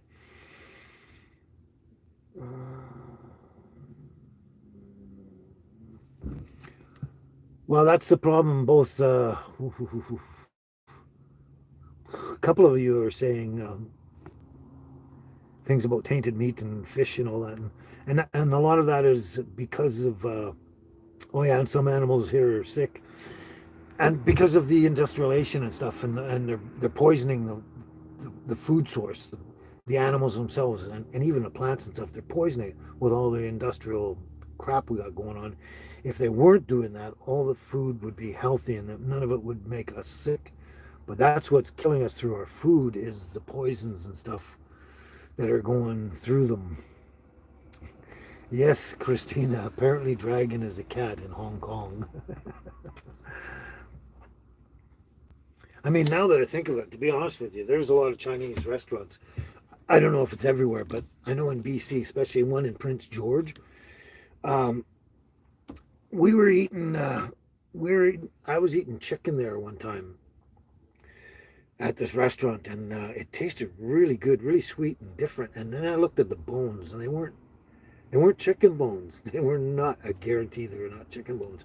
And I was thinking about it, and go, this is a really interesting tasting chicken, and the bones are not chicken bones. And then it was a little while later that this restaurant got nailed. Someone, I guess, I don't know how they found out of that, but they came in and they had an inspection warrant or something to go in there. Sorry, I got to catch up on these comments. But they went in the back and they found all these cat pelts in the back, and they were feeding us chicken, or they were feeding us cat and calling it chicken. And I know for, you know, I can't prove it per se, but I know just from what I know about eating chicken and that wasn't chicken I ate. And it was very, very good and enjoyable, and it didn't really bother me after the fact. But I don't like being duped like that for sure. And that's what a lot of our government and all the food producing people are doing. They're poisoning the food and duping us. Oh, thank you, Darlene. Thank you so much. You're full of, hey, okay, I missed a comment there. I keep missing comments. Sorry about that. I like to address everyone, and a lot of the comments are really good, and I want to talk about them. And Euphoric Granny, Lori, I don't know if, yeah, you're not from here, but anyway, in BC we had Woodward's store. It was famous way back and had been around a long, long time. And they had the Woodward's food floor, and they were famous for their food floor. And they had a lot of foods from around the world that you'd never get anywhere else, and they were well known for that. And I went through there, and I had also eaten. They had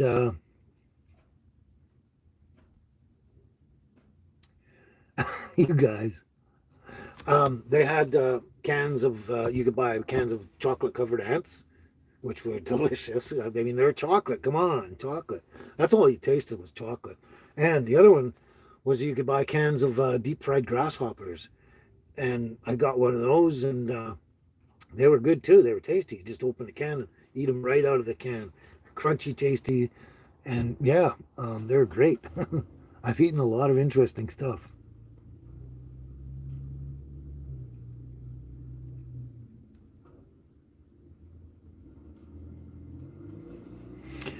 Yes, Glenn, they're doing a lot of crazy shit with food now.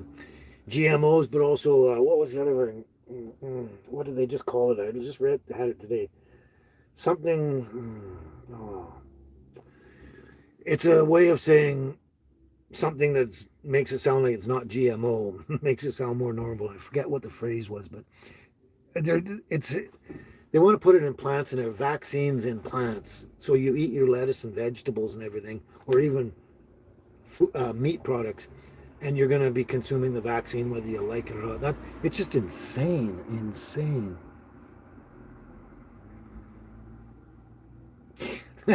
Yeah, I just saw your comment, Christina. Yeah, it seems like that, doesn't it?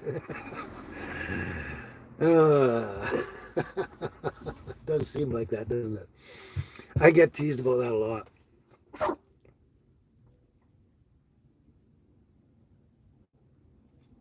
Wow, comments going by too fast. Anyway, there's an interesting thing about that. You said something about that a little moment ago, Cheryl, about you've had deer before, you don't eat it anymore because you feel bad for the animal. Well, wow, how do I put this in a nutshell, really? Basically, it's a God-given right that we can eat all the plants and everything on the planet, and a lot of the meat on the planet. It was a God-given right. And the thing is, my only concern with it is if you're killing your meat source inhumanely and torturing them and all this kind of stuff, then it's completely wrong. It is completely wrong.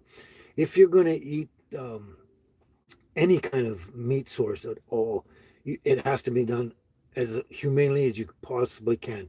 And when you kill something and it knows it's going to be killed, it pumps chemicals into its body, and which is fear chemicals, and then that's what you're eating. So if you kill an animal completely humanely and they don't see it coming, and they die naturally like that and quickly, they don't pump those chemicals in, so you're actually eating untainted meat. But when you torture something and everything like that, and they know they're going to be killed, and they're abused, you actually don't want to eat that meat. Hello, Vari O'Brien. Hard to pronounce, Vari O'Brien. How are you doing today? But the thing is, yeah, is when it comes to this vegan and meat eating conversation back and forth, I mean, if you want to be a vegan and that's all you want to do, fine, do it, but don't shove it down everyone else's throat like meat eaters or a scourge on the earth. They're not. Hundreds of thousands of years we've been blessed by God to eat meat and vegetables. But the thing is it's how you treat those animals and food sources. That's what it comes down to. If you're torturing them, then I don't want to eat them.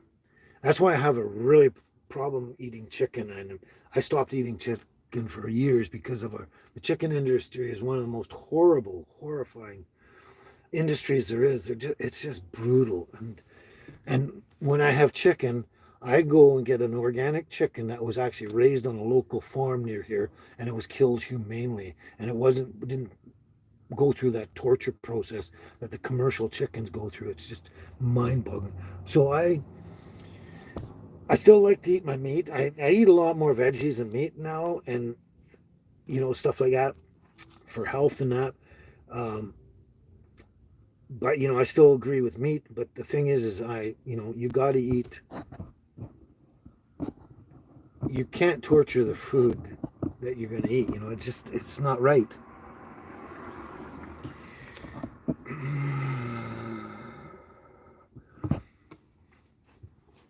Did you know, Christina, that they're actually growing meat in the labs?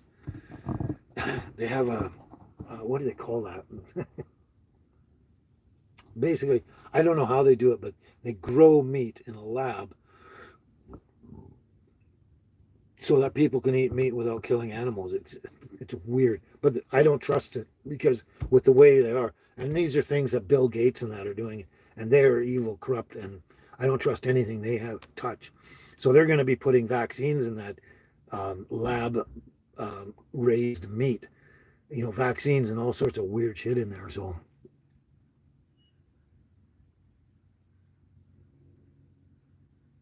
exactly, halal. Animals killed without torture, killed as humanely as you. Okay, I don't want to get it too graphic or anything like that, but um, you know, if you got a sheep there, you want to kill it for food and whatever. So you come up behind it and put a bullet in the back of its head. It didn't see it coming, didn't feel anything, doesn't even know anything. 1 minute it was standing there in this world, and the next thing it's probably up in sheep heaven or wherever you go. But it didn't have any fear. It didn't see anything coming. It didn't, um, and it didn't have the time to pump those chemicals, the fear chemicals, up into the meat. Um, you know, so yeah, it's all about killing humanely, and that's another thing that, I used to, my friends and I sometimes way back, way back, used to think bow hunting was a pretty cool thing, right? Blah blah blah. But in the end, when you stop and think about it, it's not very humane at all because the animal dies slowly and it suffers and everything like that.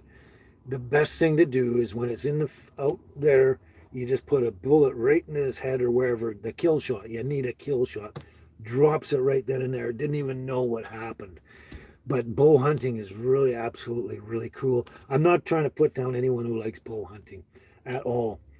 Um, but it is very hard to make a kill shot, like an instant kill shot with a bow.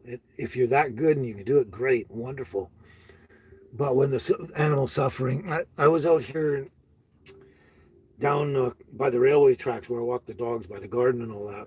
And I know a guy that lived in there, in the house there, and he was standing out in his yard in the twilight, as just after dinner time. It was starting to get gray, having his coffee, standing there, and all of a sudden he saw this deer flying straight at him, horns and all, like rack and all, flying straight at him. Looked like he wasn't going to stop, and he was frozen for a second, and then all of a sudden, just before the deer hit him, it just bang, fell on the ground dead, and it just stopped moving. And he looked down, and there was an arrow through it. Someone in town, for some god awful reason, took their bow out and tried to kill this deer. Who knows what for, but anyway, that deer suffered for. He probably ran for at least a quarter mile, half a mile, or whatever, suffering before it just dropped, right? And that's not cool.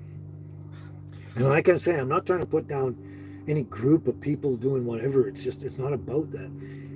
It doesn't matter how you do it, whether it's bow hunting, guns, a garrote, a noose. What do you call those? The noose. What do you call them? Snares? That just instantly, like they go through, boom, they're dead before they. Any of that that's instant. That's fine. But even if you shoot them with a bullet and you don't make a good shot and they suffer, that's not good either. It's all not good.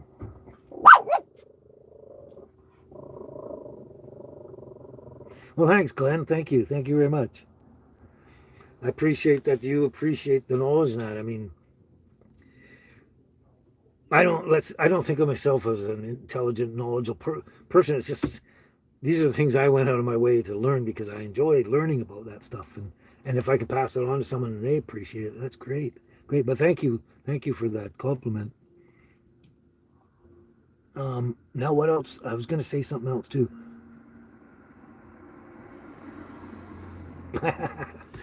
I'm sure you would, Cheryl. Have a farm with all the animals with names and nobody gets killed.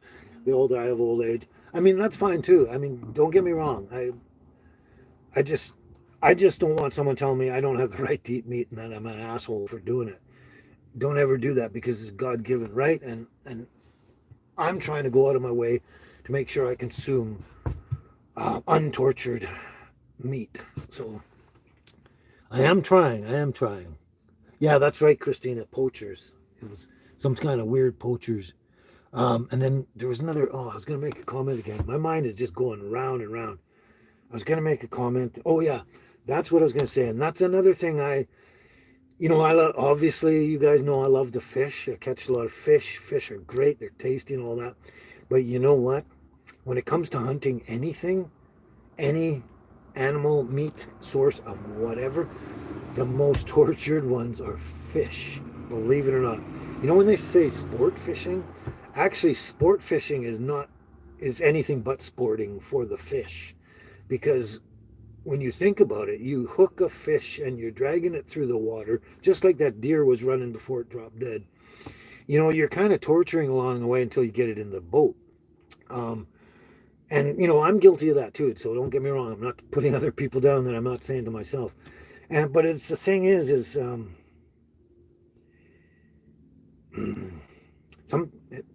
it's hard to do that industry without hurting the fish. You know what I mean? It's really hard.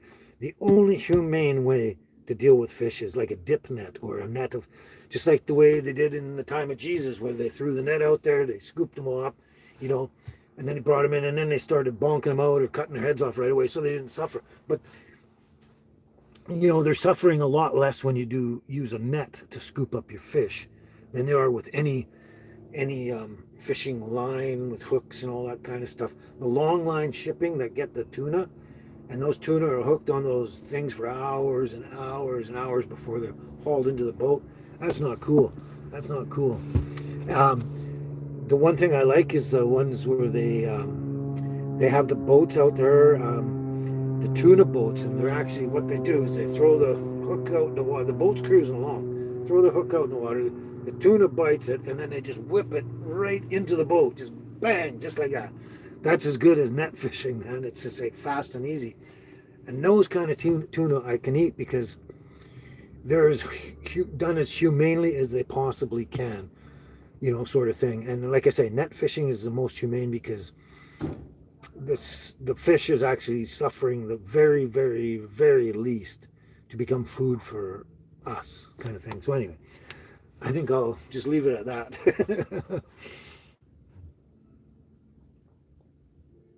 Exactly, Darlene. Whatever you are, just respect each other for their own unique differences.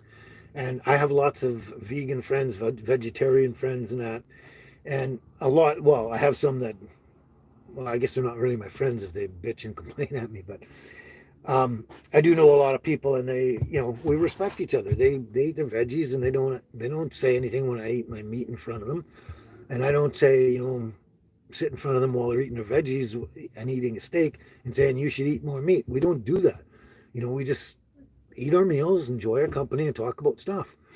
We don't put each other down and call each other evil because of what we're doing. But that's the truth. It's all about respect. No matter, everything in life is all about respect, whether we're talking about this subject or anything under the sun.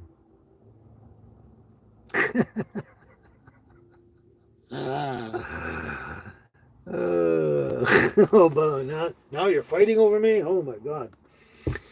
I'm just joking around, trust me. Yeah, it's thank you, Euphoric. Thank you for that. Thank you, Darlene.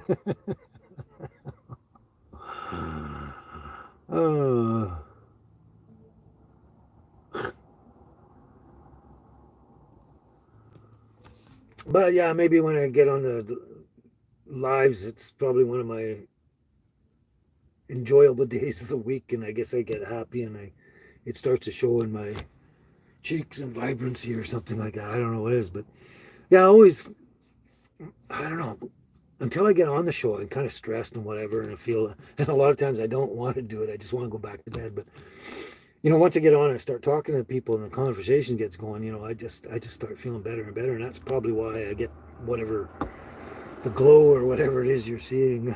It's because you guys make me happy and lift my spirits too. So that could be. Because if you saw me in real life, you might be delusional about me looking good. Uh,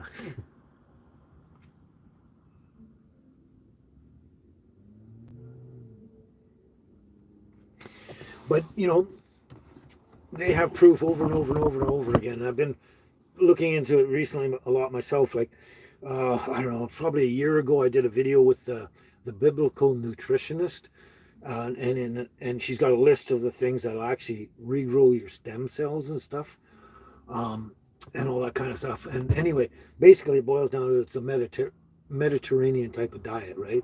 You get a lot of vegetable stuff and everything like that, and a certain amount of meat as well. Technically halal meat, or untortured meat. A lot of fish too. Fish is really, really good for you. And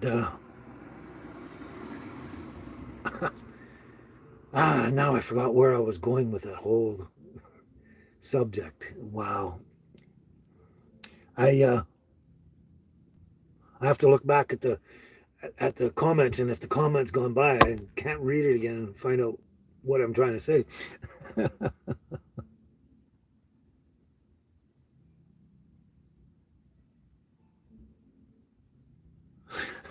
Carl. Yeah, they're setting the trap now, right, Carl? Yeah, yeah.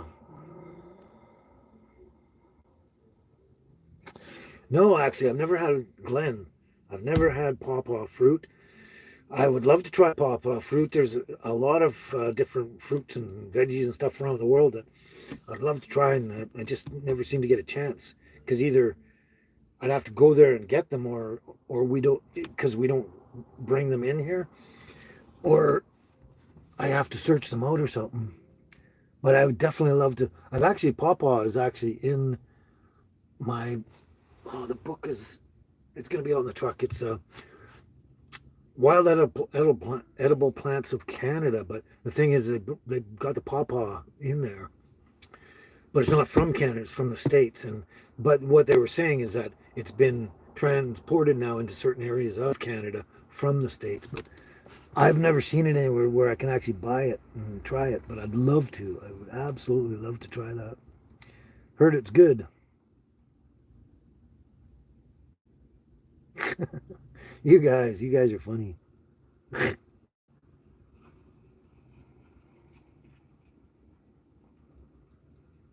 Yeah, Christina, I'd like to be able to explain pawpaw fruit to you, but I can't. You actually probably have to Google it because I can't explain it to make it make any sense to you. It's a wild fruit, I guess. Yeah. Oh wow, then I definitely love it, Glenn. Definitely, if it tastes like a wild banana mango, oh my God, I love mango. Mango is probably my favorite fruit. If it tastes anything like a mango, I'd probably love it. And banana's good too. Not necessarily one of my favorites, but I don't mind them. But that sounds like it would taste really, really good.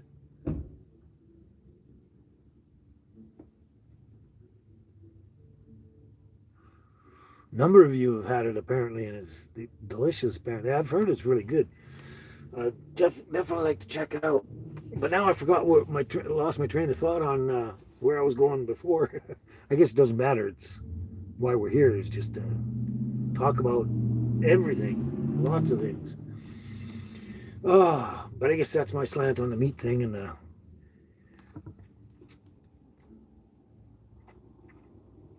um,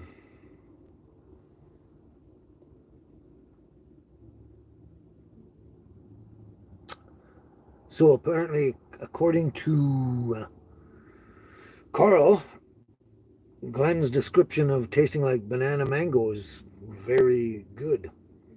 That sounds so delicious, man. Now I want to drive down there and find some. And I know you can. I don't know which states, but I know you can get it in some of the states, that are basically just across the line from Canada somewhere. I just don't know where. But I was really hoping my book was there. Oh, yeah. Now I remember. It's in the truck. It's in the truck. I would love to. If I didn't have to take so much time to go in, to go and unlock the truck and get in there and dig it out, I would actually go get it and show you the picture of the pawpaw because I know it's in there. But I don't want to leave you guys hanging for a few minutes while I go and run around.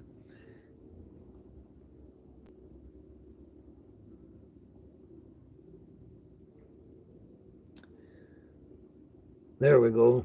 Lori's Googling it. But yeah, darn, yeah.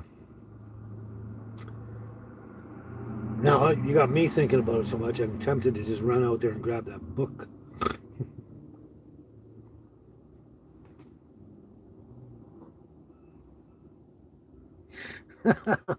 Yeah, I just didn't know you're. Holy cow. It's almost 2 hours. What the? I thought it was like maybe 50 minutes or something. Getting to an hour. Wow. Time is flying. I just didn't think you'd ask the question so soon there, Cheryl. I wasn't ready to jump the gun on you there. Um,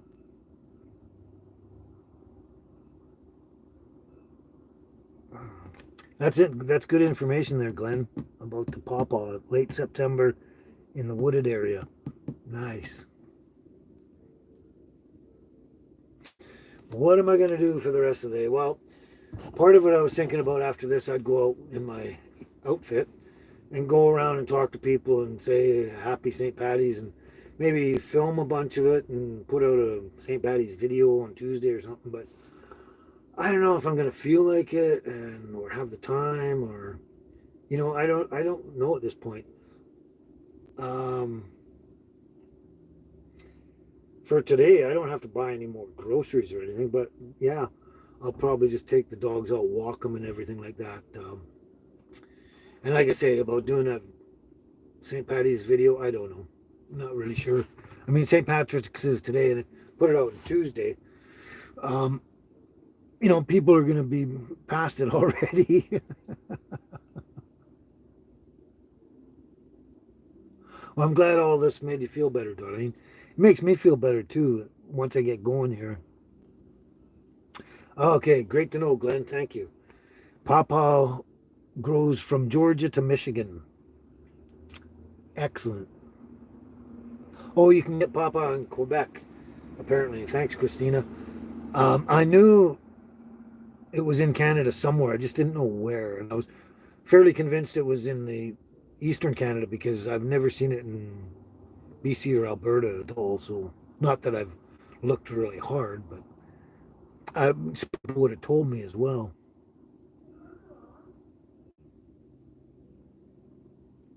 Thank you, Cheryl. I'm glad it helps.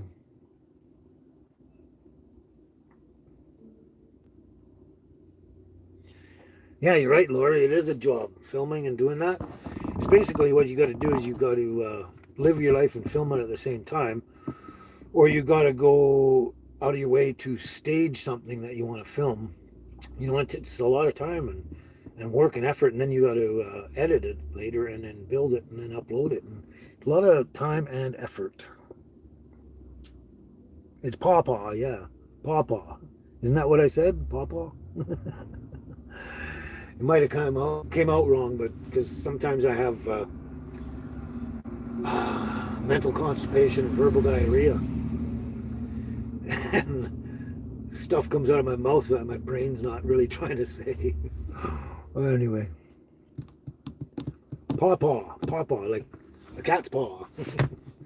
Ouch! Ow! Ow! Ow! Ow!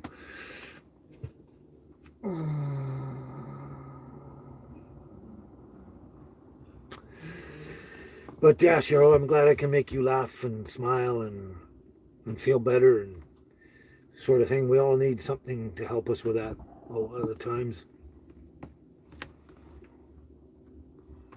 I am actually so surprised that these little ones have been so bloody quiet all along here.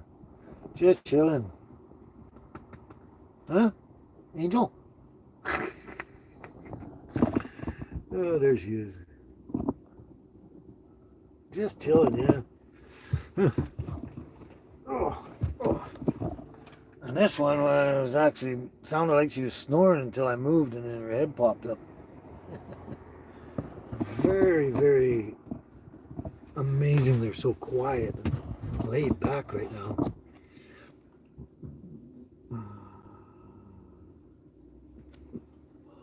Well, I think out loudly to myself all the time there, Lori. I'm walking around talking to myself all the time. All the time. I think what it does is it helps it to sink in my brain more if I talk it out loud.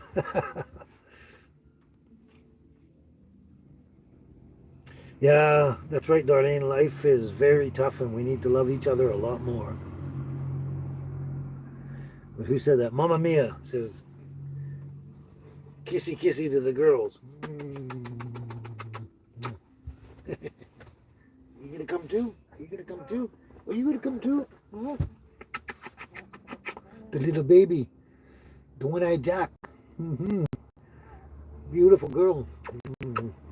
Love of my life. Love of my life. Oh, believe it or not, okay, I had the wood stove on this early this morning because it was chilly enough in here.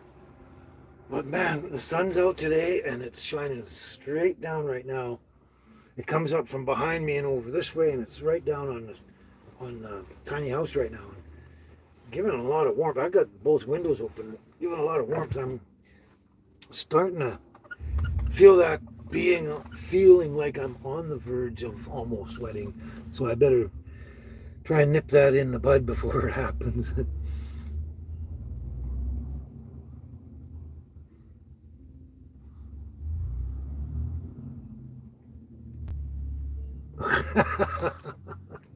How many times have I done that in my life?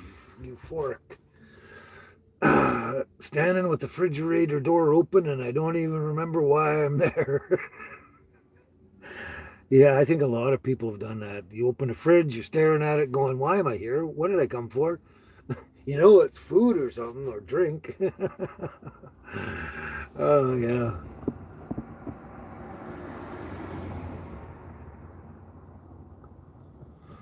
Wow, that's interesting, Darlene. You hug and talk to yourself. Okay, well, that's good. Give yourself a hug. So, oh, wait. Someone said Billy T. Oh, there you are. Sorry, you're speeding by there, Billy. How you doing? Happy St. Patty's Day to you. How you doing? You almost snuck by me there, and someone mentioned your name, and I was like, what? Where is he? Yeah, glad you can make it, buddy.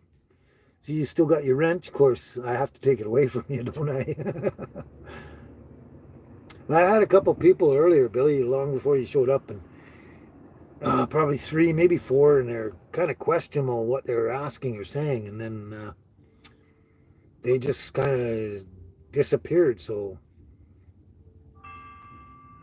now this other one, I can't even pronounce that name or anything or what they're saying.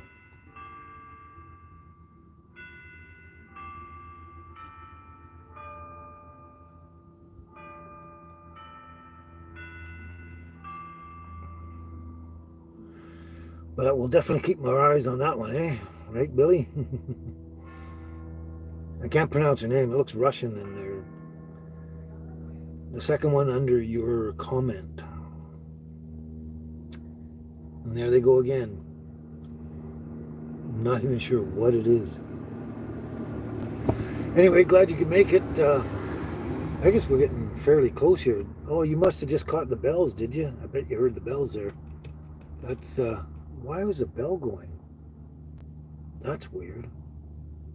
I think the clock's broken. It wasn't supposed to go for another 2 minutes.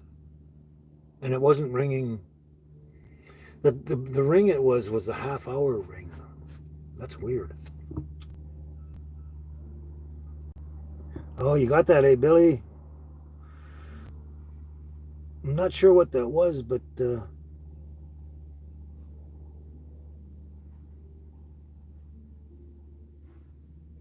you keep an eye there, Billy. Thank you.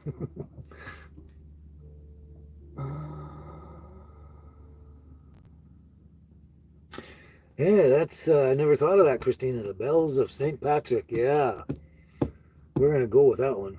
Thank you. Yeah, they're ringing in St. Patrick's Day.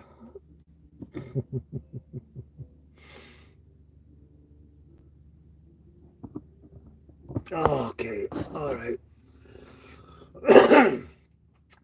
I wasn't feeling up to it when I first started this show today, and I was really feeling rough for a long time there.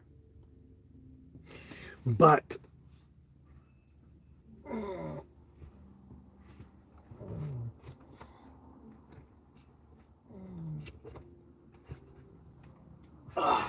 but since we're now 2 hours in, which is actually a pretty long one for me usually.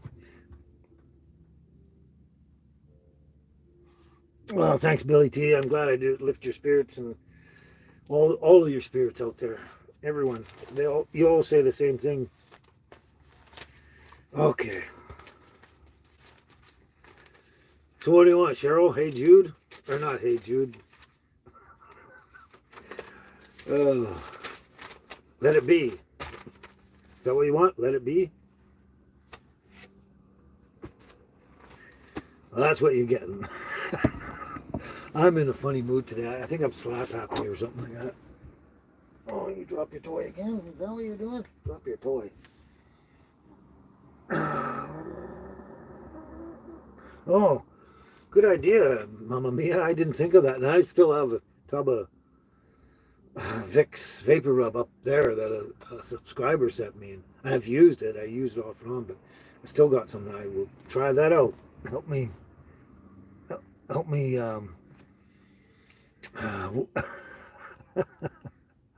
Make me feel better. Yeah. I was trying to say something else, but make me feel better sounds good enough. Okay, Cheryl. You just got up, Billy. Oh boy, oh boy, oh boy. Oh, and Caribou says, yeah, let it be, let it be. Well, there's 2 votes, right? There you go.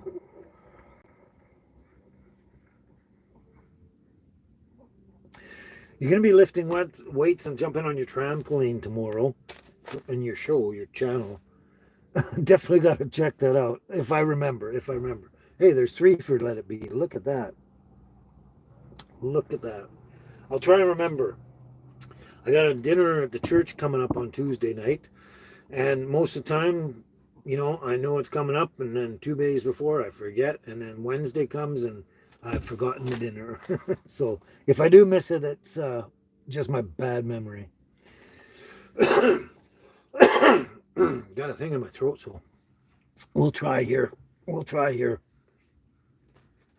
Sorry, I got to check that out. Oh, by the way, Caribou, nice to see you can make it again today. Sorry, I didn't mention that when you first showed up, but good to see you again, Caribou.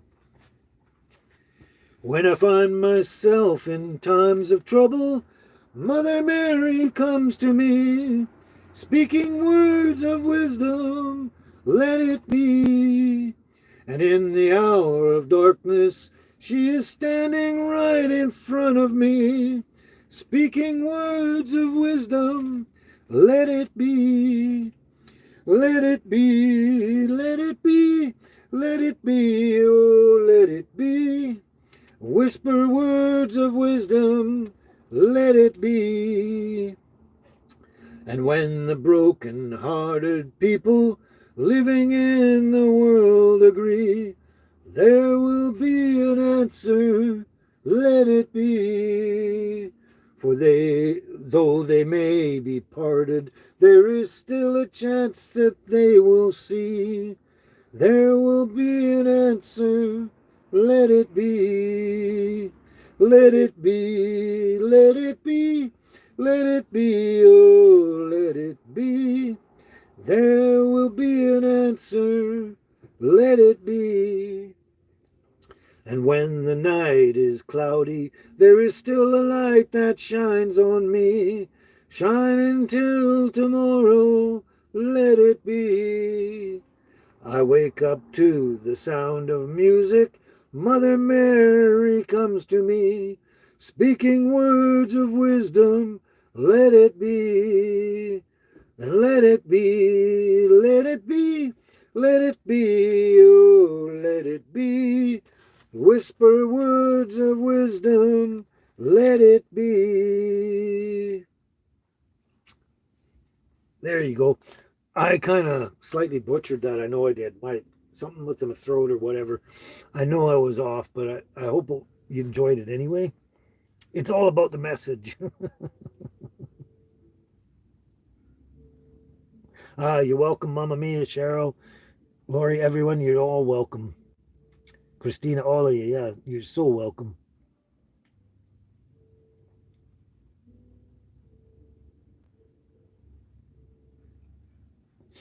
That's why I picked that one, Cheryl, because I know you like it for one, but you tell yourself a lot.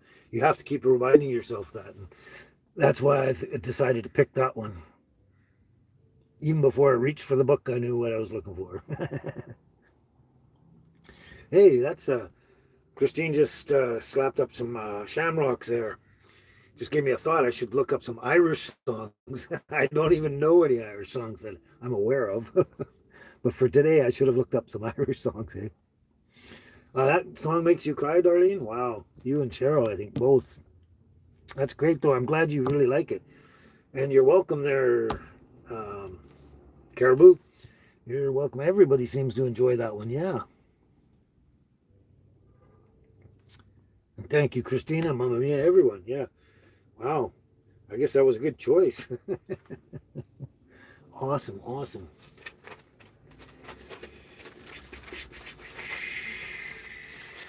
Yeah, last time I was really not up to. I wasn't, and I know I ended up. I think I sang My Sunshine and one other, and that was it. And I just left it at that. But yeah, I'm kind of feeling like that again today. A lot lately, but it's a little bit better today. I forgot what I was looking for now.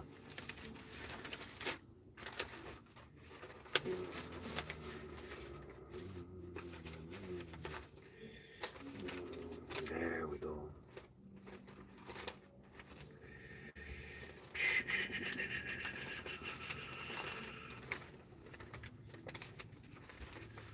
I'm just trying to see what we got here.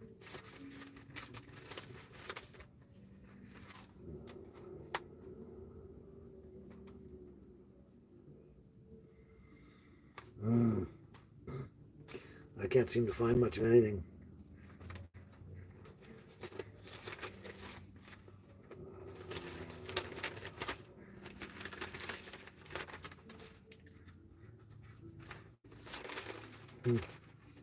Oh, I think I know why. Now I goofed up again. Sorry about that. I'm flailing here.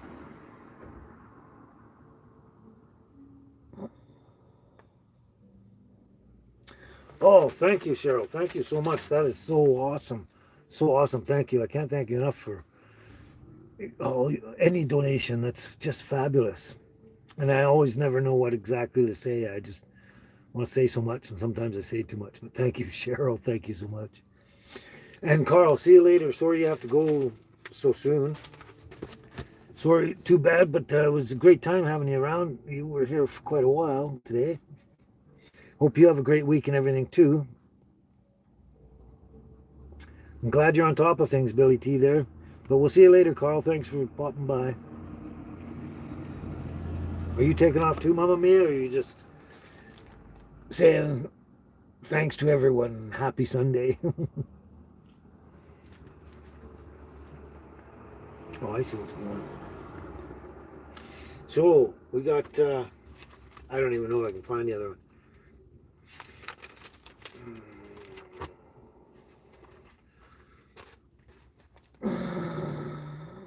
Oh, yeah, Danny Boy. Danny Boy. I don't know all the songs though. Oh, Danny Boy, the pipes are calling. I don't know all the words. I should have wrote that down and practiced. I've tried it before and not a great job, but I should have thought of it for today, right? Danny Boy. See? Old person's memory. Wow. Now I wish I had that one written down. Oh, I love that song. It's a gorgeous song. And it has nothing to do with me being Irish.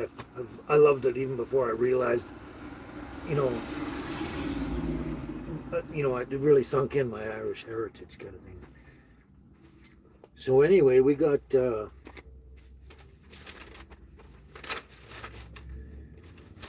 Annie's song. if I can find anything here. This is bizarre.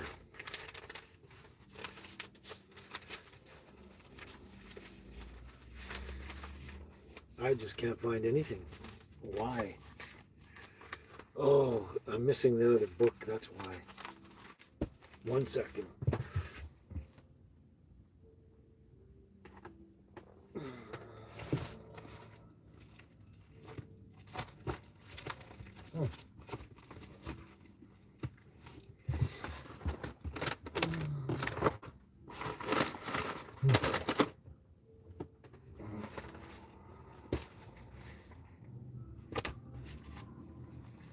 Oh, I know where it is.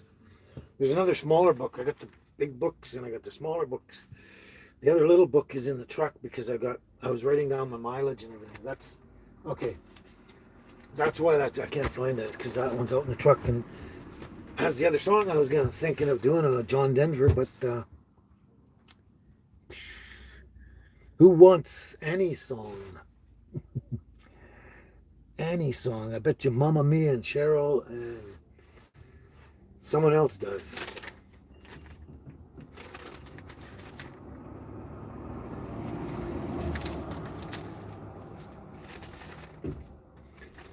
Can't think of anything else to do, and I can't seem to find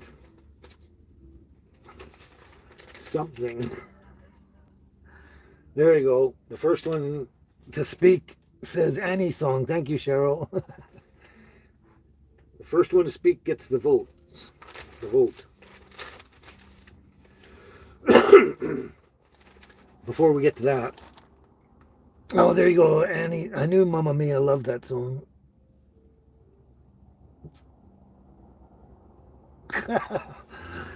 Thank you, Glenn. That's an interesting comment and thing for me to go and check into. Celtic dancing is very sexy, so Kent, go for it. I go doing Celtic dancing now. Wow.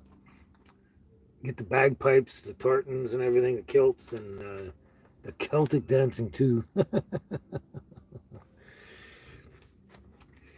I had to do this because it just came here, and I really like this. It's really cool. Breathe deep the gathering gloom. Watch lights fade from every room. Bedsetter people look back and lament. Another day's useless energy spent. Impassioned lovers wrestle as one. Lonely man cries for love and has none. New mother picks up and suckles her son.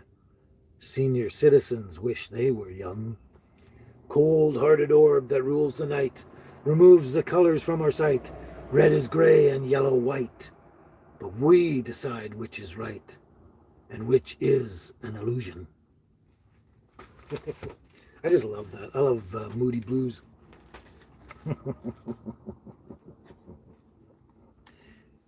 I was never necessarily a great dancer or a big dancer, and I never learned how to ballroom or do proper dancing. So I was basically never much of a dancer. We'd go drinking and dancing, but it was just, to rock and roll and stuff. But now I don't think I have the strength or energy to do any dancing, especially Celtic dancing. Seems to put a lot of energy and sweat into that. Well, I'm always looking on that Instagram, but there's not a lot of great stuff out there. There's some good things, but there's a lot of stuff on plants and this and that and the other thing. I do check it out once in a while, but I don't think I will post on there, at least anytime soon. Oh, right, your leg, Christina. Yeah, you can't walk around without falling. Oh, how's it coming? Are you healing quickly though?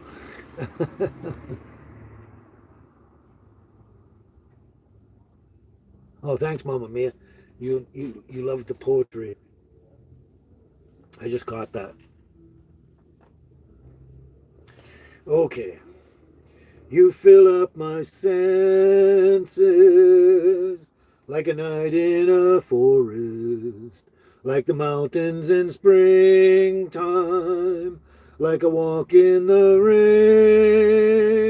rain, like a storm in the desert, like a sleepy blue ocean. You fill up my senses.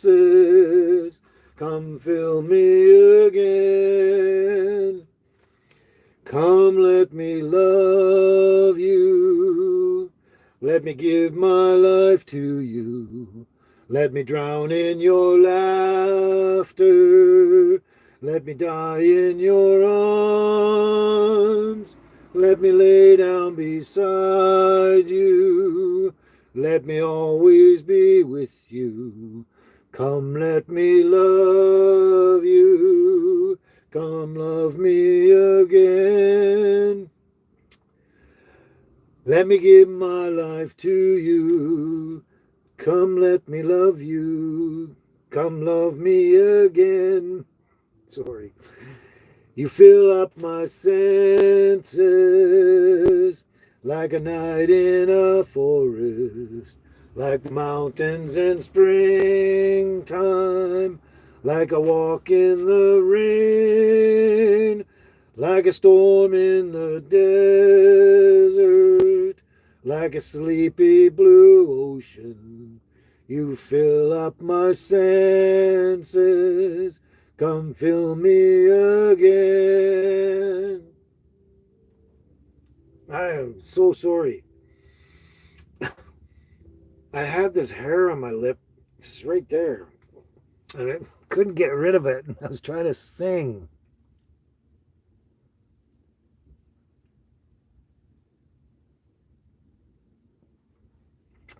Sorry about that. I hope it came across okay, but I started to goof apart because of that stupid hair in my mouth.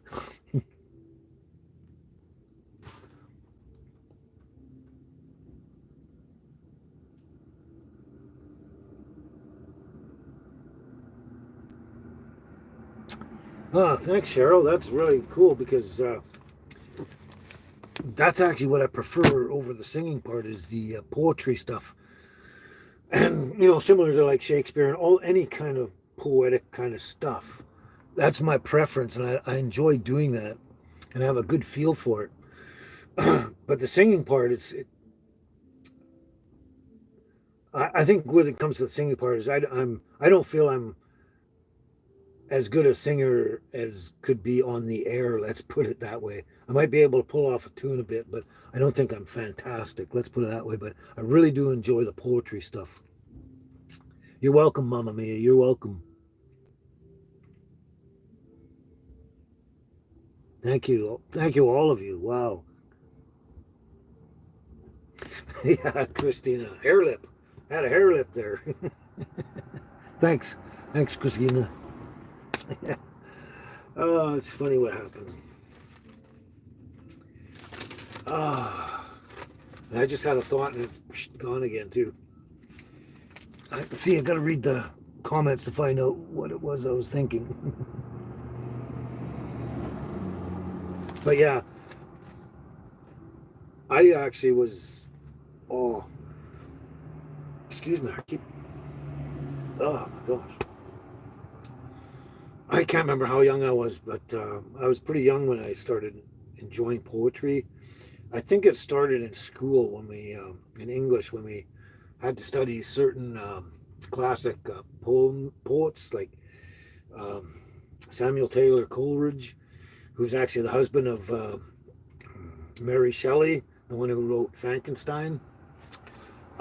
There's Chaucer, there's Blake, there's who the hell else was there? I can't even remember their names, but yeah, I read a lot of classics in school and even afterwards.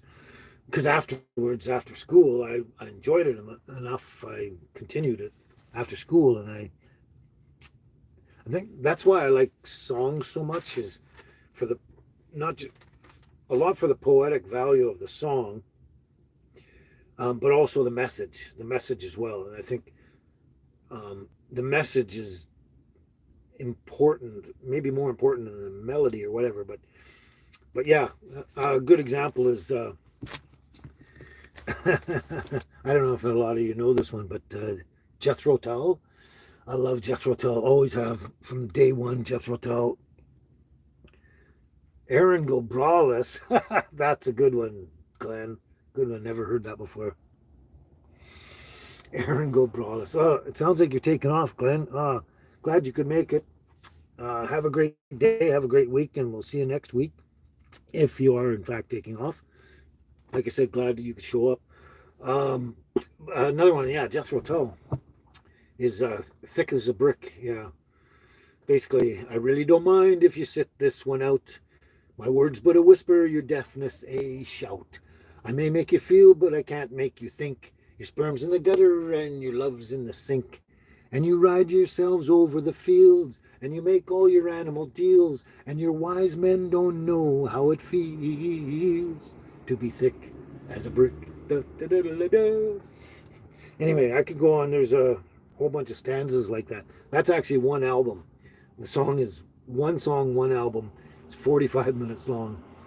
Amazing tune, but in the song, the music mixes up, and there's only some really good chunks that I like to recite or do. The other ones aren't as much fun.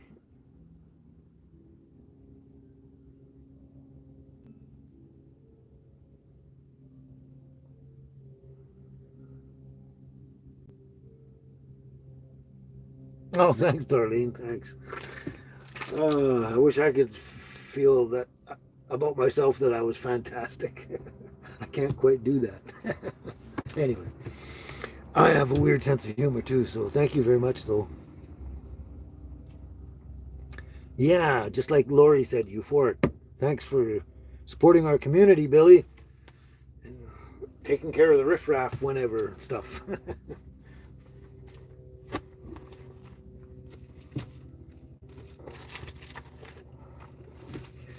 Oh, there we go. As far as I know, we're done singing today. I don't know. We'll see. Um, yeah, actually, Cheryl, yeah, instead of always maybe just doing songs, maybe I'll just write down a bunch of poetry and do that sort of stuff. That'd be a good idea because I actually really like doing that. And oh, another one. Who is that by? That's also by Samuel Taylor Coleridge, I believe. The Rime of the Ancient Mariner, the longest poem ever written. It takes 45 minutes to recite.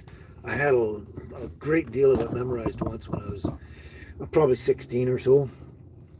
Um, and that one's a cool one too, because really cool. I don't know if anyone knows it, but it was an ancient mariner, and he stoppeth one of three. By thy long grey beard and glittering eye, now wherefore stops thou me? It starts out like that. And I was thought I had the words there, but I couldn't remember the next two stanzas, so I'll have to write them down. But it's a cool poem and a long, long, long one. That's the one where it goes, water, water everywhere, um, nor any drop to drink. Water, water everywhere. The very boards did shrink. That sort of stuff.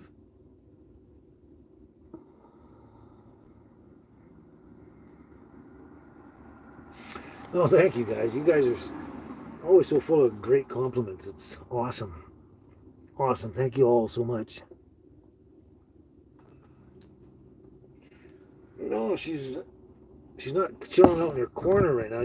Usually the corner is up in the window there, but she's chilling out right there. She's got one eye open. She sleeps with one eye open, and then as soon as you do anything near her, her tail wiggles, and she's letting you know that she's there and she wants some attention. Yeah, Cheryl, that's a really good poem. It was one of the ones one of the first probably classic ones I ever tried to memorize and recite and all that. But I've read the whole thing through, and it's a long, long poem. Um, but now I'm old, and I don't know. I seem to get bored fast. Like I'll be watching videos, and then I just can't finish the video.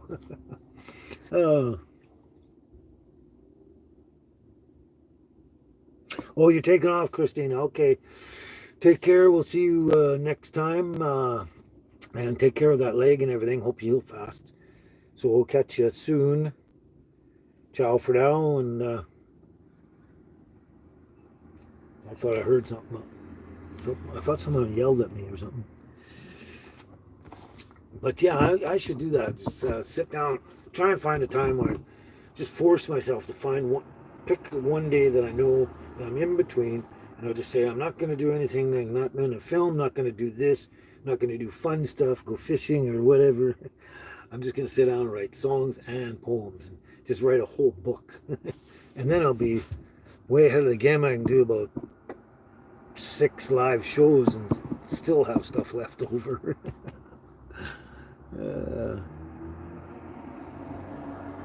oh man, you're walking Lacey there, Billy, eh? Your little puppy. And it's snowing there now in Wisconsin. Well, wherever you are in Wisconsin, yeah. Okay, Darlene, I'll try that then. Seems like a total vote from everybody that they love the poem idea. So we're going to work on poems and even some songs as well. So we'll do a bit of both. Yeah, it sounds cool. Because I mean, there's a lot of really cool poems out there. I don't have to try singing. I can just recite the poem, and like a lot of them have really either a funny message or a good message. You know what I mean? They're entertaining. So yeah, and it'd be easier on me because I don't have to try and sing it. That's a great idea. Edgar Allan Poe.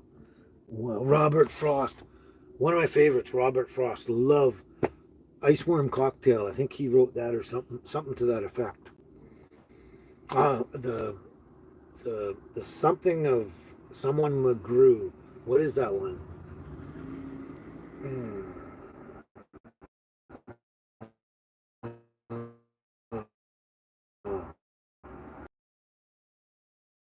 I don't know why, but that name sounds familiar. But why? But I'll have to research Maya Angelou for poetry and that. Obviously, a poet. I don't know why it sounds familiar. Just don't know why. I know I've seen that name before, but I don't. I'm sure I don't know any of her poetry or anything she's done. But Edgar Allan Poe, it's cool. The Raven, love that. Um, and like I said, Robert Frost, love his stuff. Love his stuff. You know, that's why I make notes is because I can't remember all the shit in between time. The names of poets and the names of or the names of songs and stuff like that, and artists and everything like that. And I sit there and I got a book in front of me and a pen and it's like, okay, who was I gonna write now? And I can't remember. So, and the sad part about this, when you're doing a live show, okay, the comments are going through, and when the live show stops, those all comments all disappear. So anyone who watches a live show after the fact, um, they make a whole new set of comments. Like the comments that were made on the live itself are all gone. You can't see them. And because I went to try and look at them one time, someone said, I thought to myself, someone made a comment there about a song or something. And I went to go check it and they're gone. I went, oh, that's how that works.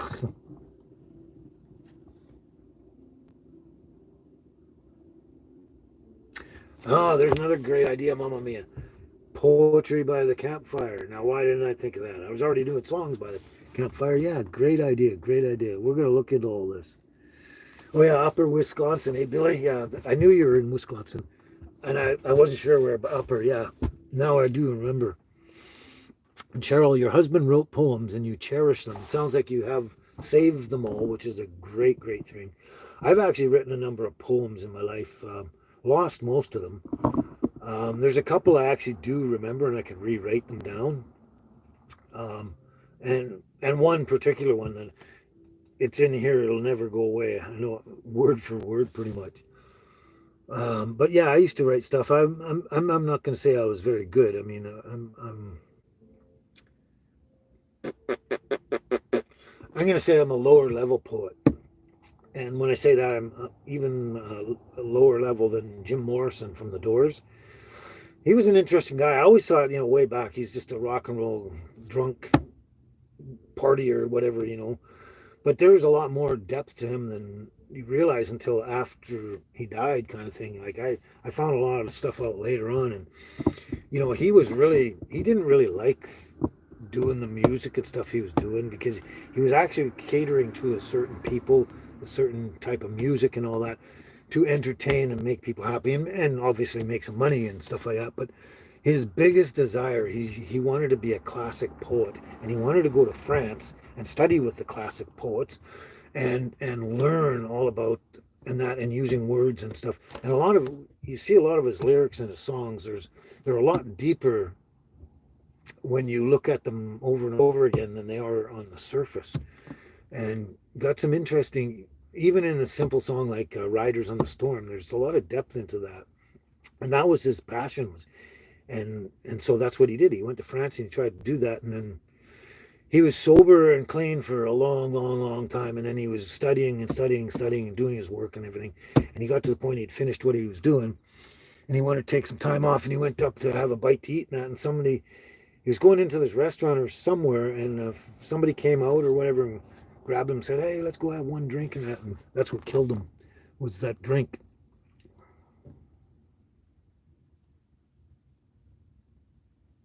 There's another idea you didn't think of, Euphoric. Telling stories. That's a good one too. Yeah, maybe Cheryl. I might read one of my poems. I don't know. I don't even have to read it. I could recite it right off the top of my head. But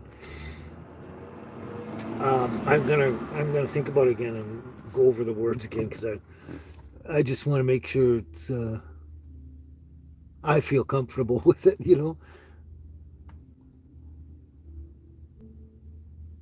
No, there's an idea too. Everyone's coming up with ideas.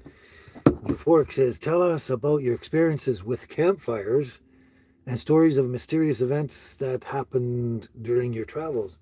Sounds like you want me to put a campfire on and tell you ghost stories. That's all good ideas. Yeah, there's got to keep all that in mind. Yeah, when I grew up, I thought, Cheryl, I thought Jim Morrison basically was just a rock and roller who liked to party and drink and do drugs and like go way overboard and everything like that. But yeah, when I found out that about his real passions, I think that's why he drank the way he did and did drugs and all that, because in a some way he was frustrated with worry, what he was doing compared to where he wanted to go and be, and kind of thing. I think that's kind of, and I think that takes down a lot of people,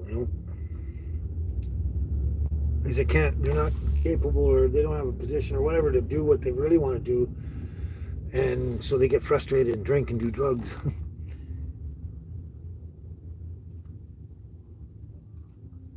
Well, to be honest with you, Euphoric, I haven't really been a nomadic person very, very long. It's only been the last kind of 3, 4 years kind of thing since we've been homeless on off and on Vancouver Island. That's what I would call my nomadic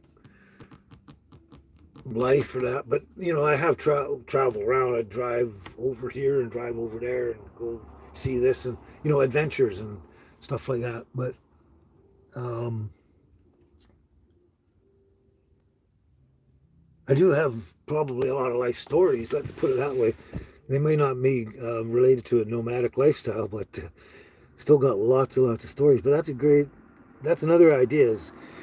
So we got songs, poems, and storytelling and stuff like that. And a lot of that around campfires.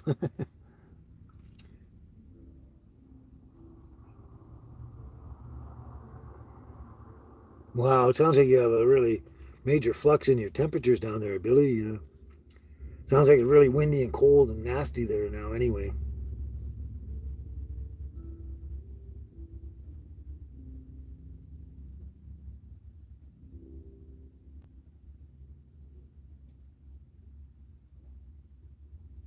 Okay, now you're getting into depths I might not even want to delve into there, Euphoric.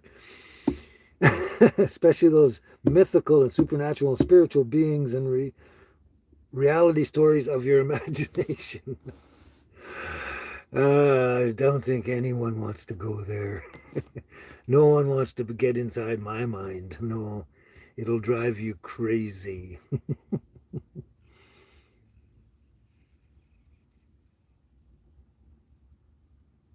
Oh, Lenny Kravitz got a star on Hollywood? Like on a star on Hollywood Boulevard? Lenny Kravitz, really? I think that's what you're saying. I almost find that surprising in a way, but not that I don't like Lenny Kravitz, but I don't know. It's interesting.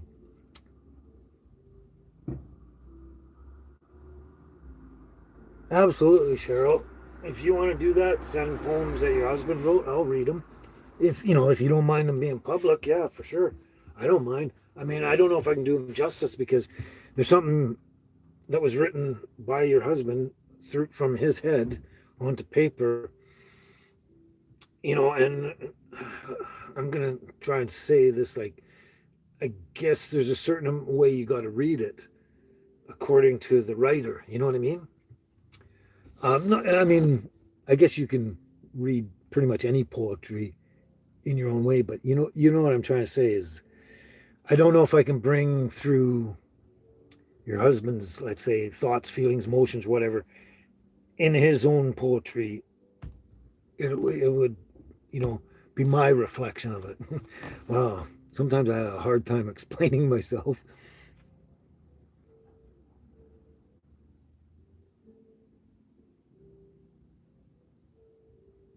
See, there you go. Darlene wants to hear your husband quote poems. I do too, actually. I'd love to. And yeah, and if you don't mind, send them to me anytime you want. Like you got my email. You can communicate with me anytime you want, and I'll definitely do that. Uh oh, Mama Mia is starting to nod off, getting sleepy, sleepy. She's gonna fall asleep. So, there you go. Okay, Mama Mia, thanks for hanging out. You're a trooper, like I say always. You stay up way past midnight just to watch our show and join the community. It's great. It's great. But if you're nodding off, you better shut her down now and go to sleep, and we'll catch you next week. And that way you'll have a good day tomorrow by not being too tired. But thanks for showing up again. It's been wonderful, Mama Mia.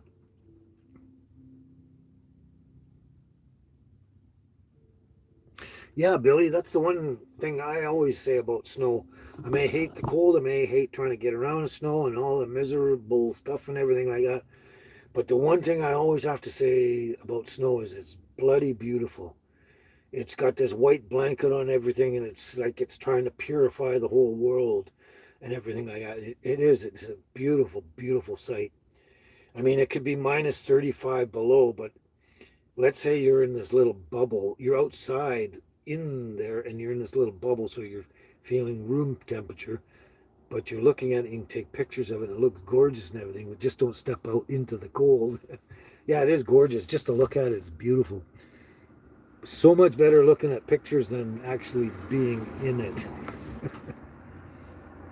But that's, like I say, one of the most positive things I can say about snow.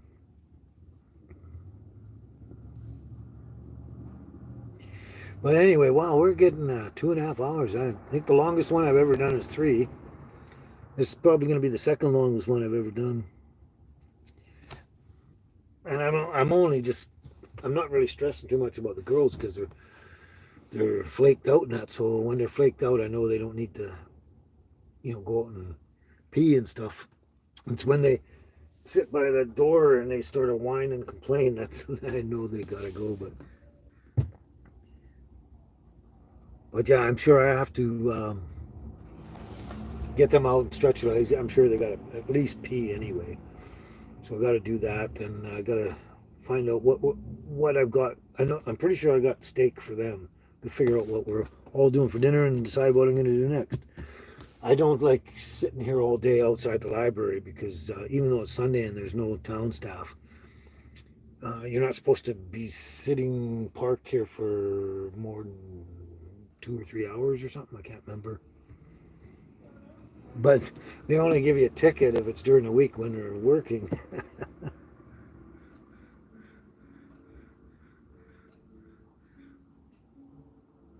Ah, I like the way you put that.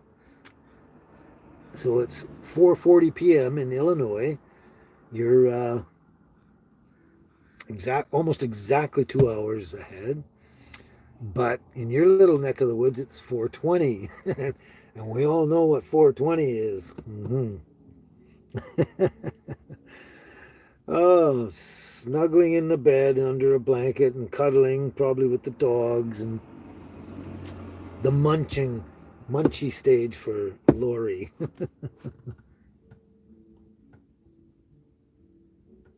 Yeah, I can't believe it's over 2 hours too, Cheryl. Just I couldn't believe it when I was over an hour there. It was like bang, it was gone. And then sometimes, not very often, but sometimes it'll seem like an hour and it's been 20 minutes. But that doesn't happen often there. Oh, you're 5:43, so you're even further away. So you're 3 hours, almost exactly 3 hours, Billy. Yeah. It's actually 2:43 right now here. Wow. That's interesting. It's sometimes it's hard to find. Like, okay, I didn't realize that there was a time zone between BC and Alberta. I thought it was like Saskatchewan or somewhere. I didn't realize it was so close, right? Anyway, my buddy, let's say I want to phone him or send him a message or something like that, and let's say it's 10 o'clock at night, and I got to remember that it's actually 11 o'clock for them, and I don't want to be sending a message after 10 o'clock for him. So I got to send the message at 9, so I don't get it any later than 10. Yeah, I find that interesting, but that time thing is really interesting, kind of weird.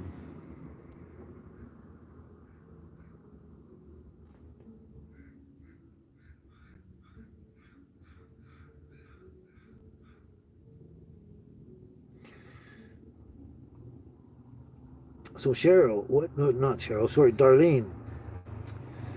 You must be in a similar time zone than Billy T, because you're both at 5:45 right now, and I'm at 2:45.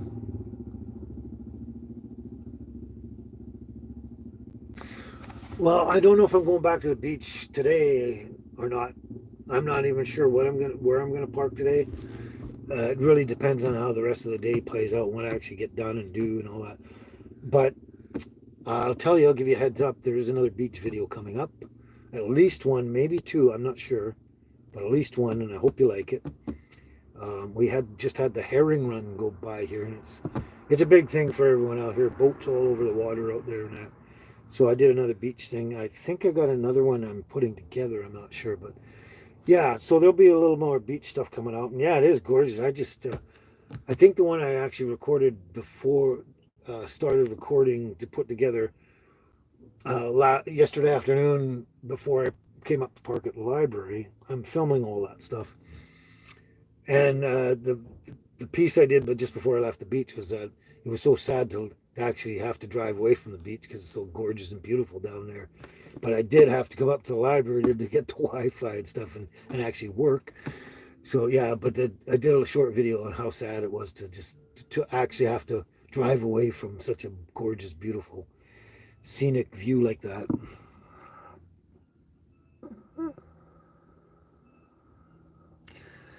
I'm glad you're not feeling any pain with all your organic homegrown plants and stuff like that and whatever else. And yes, Belly T, to answer your question to Lori, it does help with pain, yes. Maybe not 100%, but it does help.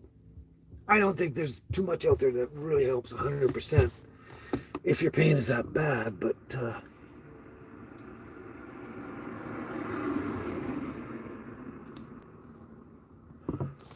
yeah, I will, whenever possible, I will be back and forth to the beach. I got some plans coming up here.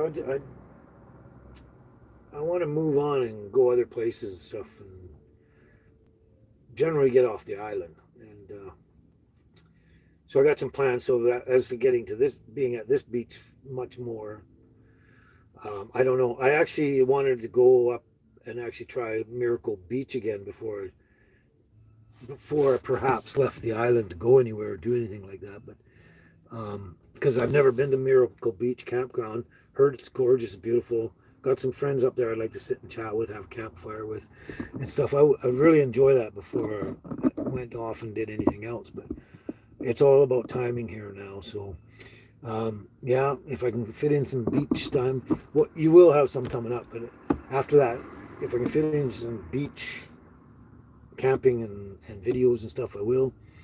I want to do more campground camping and stuff like that, and parking at different places, like maybe by a river or something, or a lake, or you know, whatever I can do and mix it up. I mean, even down to the beach, it's so beautiful and gorgeous, and sometimes you feel like you never want to leave. It's so great down there, but you do end up getting tired of pretty much everything. You know, I get tired of the beach. I want to go maybe to out in the wilderness, you know, where there's no people and no sounds other than the birds and stuff and the wind through the trees. You know, so I do get a little bored of even no matter how gorgeous and beautiful a spot is. Sometimes you just gotta go somewhere else.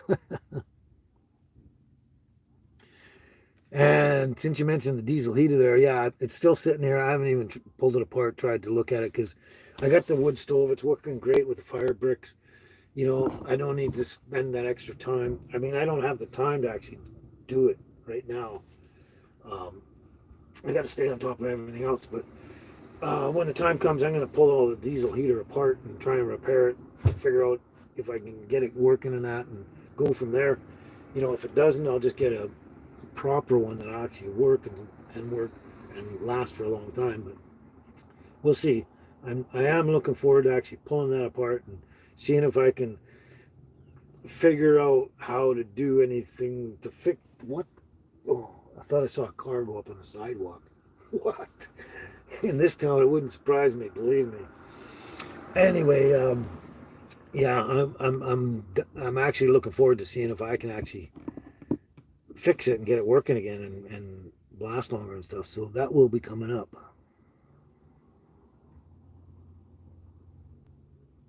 Coffee, coffee. You mentioned coffee twice now. Now I want a coffee. I think the first thing, Cheryl, I'm going to do when I'm done here is have a coffee. But after that, I don't know. I'm going to. I might walk the dogs first and then move the truck and camper. Or move the truck and camper and then walk the dogs. I'm not sure. Yeah, it's probably better. Just move the truck and camper and then, because I'll be right beside where I walk them. So a lot less to walk over there. But that's about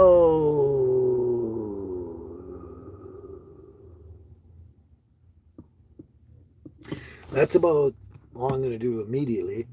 Like I said, I got enough food. I don't have to go grocery shopping. I think I'm just going to enjoy the sunshine and chill a lot. And I'll work on some videos and like editing and stuff and maybe putting them together.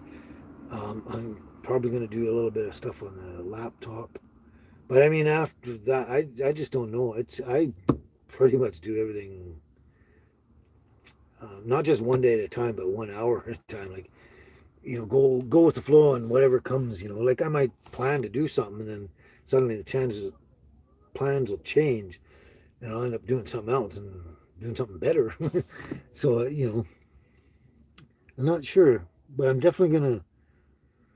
I've been doing that a lot lately. Is trying to relax a lot more and spend some more time for myself and relaxing and accepting that fact and allowing myself to do that, right? Because I've always stressed a lot for a long time.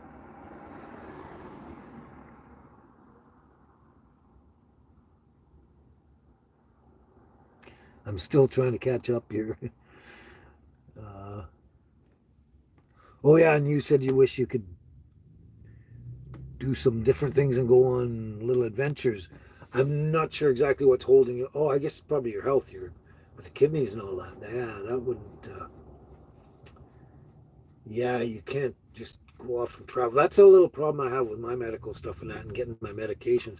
If I travel around, it's like I still have to get in touch with my doctor and get him to, you know, um, give me a prescription every so many months and stuff, and keep on top of that, and then go and pick them up. So if I'm in, you know, 4,000 miles away in BC, I don't know if that's possible, but if I'm that far away in BC and I got to come back and forth to get my meds and that, that's a challenge. Yeah. But I wish for your own sake, yeah, you could get out and do stuff too, adventures and things. It really helps the mind a lot. And yes, your other question is, It is actually pretty easy to find places to park overnight, almost anywhere. Definitely on the island. There's so many places, you can park. And I mean, you can, in BC, I don't know about the rest of Canada, I've never looked into it, but in BC, and I'm sure it's still the same, my mom told me when I was about 16 or so, she told me that in BC you can park at the side of any highway for a minimum of 24 hours, yeah, minimum 24 hours, side of any highway. The only stipulation is you're not blocking traffic in any way. You're off the road enough, and you're not in anyone's way or something. So assuming that you can park anywhere at the side of any highway in BC for 24 hours, minimum 24 hours. Yeah, I'm trying to actually slow down my coffee too. I've been lately drinking way too much. I've been drinking coffee all day for a while there, and I got to cut back because I don't think it's one or two coffees a day or something, or a couple. Not bad. But when you start living on coffee, I don't think it's good for your body. So I'm trying to cut back a bit on that a little bit as well, Billy. But right now I'm gonna have a coffee as soon as I'm done here.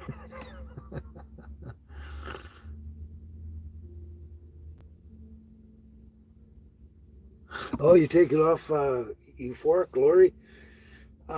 Okay, well, glad you could show up, and we'll definitely catch you next week, and just stay safe and healthy and as much as you can, and how do I put this? Stay on the green stuff.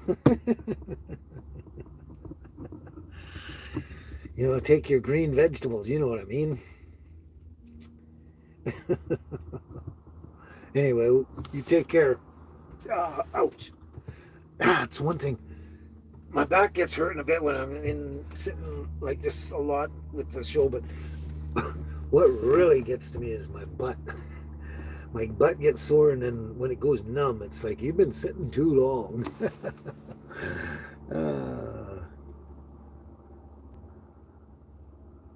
oh yeah, the cats. Yeah, but have you ever seen Cat Lady out there? Emmy, Cat Lady. There's also a Quest Out West, and I can't remember anyone else's name. Something in a van, some guy. There's a whole bunch of people out there that live in their vans and they have cats, and they do it quite well and easily. It's a little bit trickier probably than having dogs, but it's not. It's relatively the same kind of idea. You got pets, you got to get them out, do the business, stretch their legs and all that. But yeah, you could do it with your cats. But I mean, obviously, you've been in the same place for a very long time. I'm assuming you may own your house or something, but whatever. You've probably been in the same place for a long period of time. And the longer you stay anywhere and get settled, the harder it is to get up and move anywhere. I know that feeling.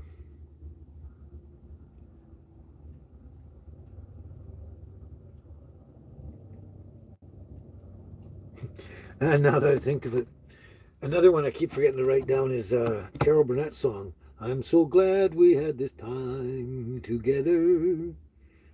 I should know those words off by heart. I mean, I listened to that show. I watched every single episode of that show. I mean, I don't know why I can't remember all the words, but I'll write that one down because that'd be a good one to end the show with. I don't know. I just thought of that. Oh, but anyway, I'm just hoping that you can do something, a lot of things to just take your mind off of Cheryl, and just like I say, stay in the moment, and you know, there's really nothing there to stress and worry about, like out there. Like the only thing to stress and worry about is if you don't have a roof over your head, you don't have food, you don't have money, you don't have anything. You're living on the street. I mean, if you got a roof over your head, you're warm, you're dry, you got food, clothing, you got the very basics you need. Other than that, you don't need anything else. It's just desires, the wants and desires, and that's where the stress comes in, kind of thing. I think, and I'm not saying that that I can do it easily too. I'm just like everyone else is I stress and worry about all sorts of things, and forget to just remember that, hey, you know, I've got all the blessings I'll ever need because I got a warm, dry roof over my head. I got my girls. I got food. Like I'll never starve. I'll never go without food. It doesn't matter how poor I am. The man upstairs has promised me that I will never ever go without food or clothing. There's that promise to me, and so I never worry about food and clothing anymore at all because I know I will always have something.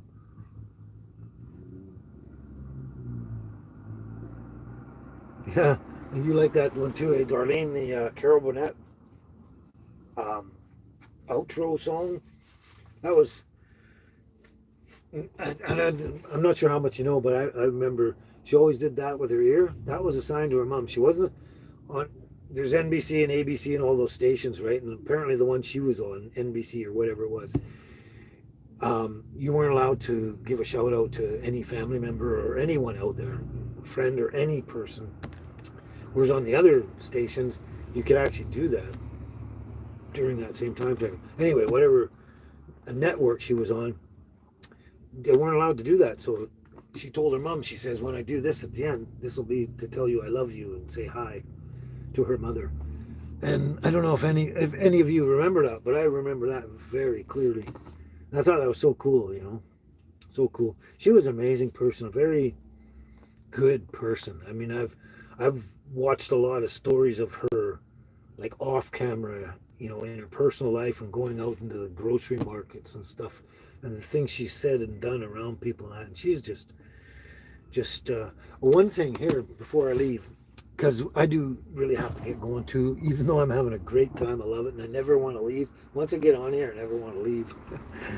Anyway, hope you like this story, but this is the one I heard probably over 40 years ago. Carol Burnett was in the grocery store one time, and I got to try and remember the whole thing and how and reasoning. And basically, she had made a comment about,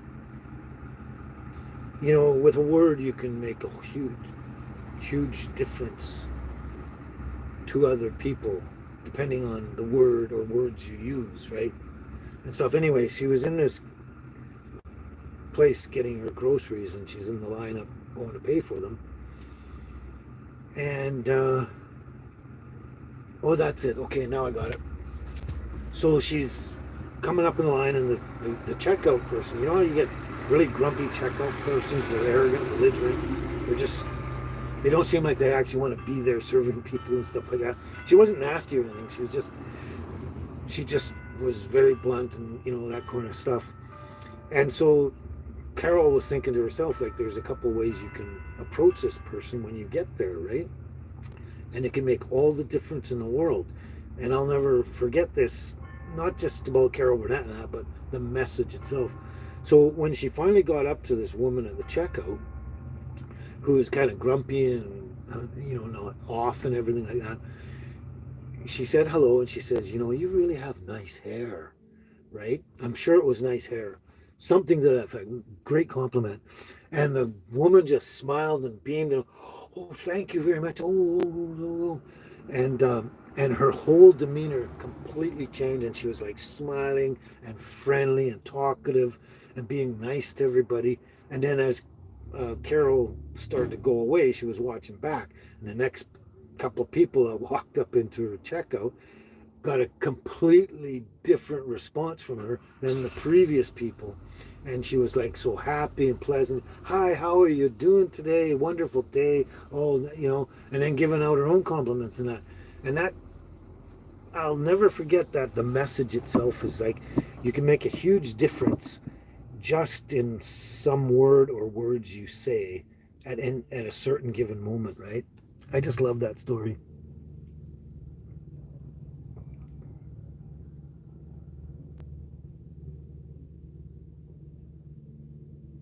That's great, Billy. You do that too, eh?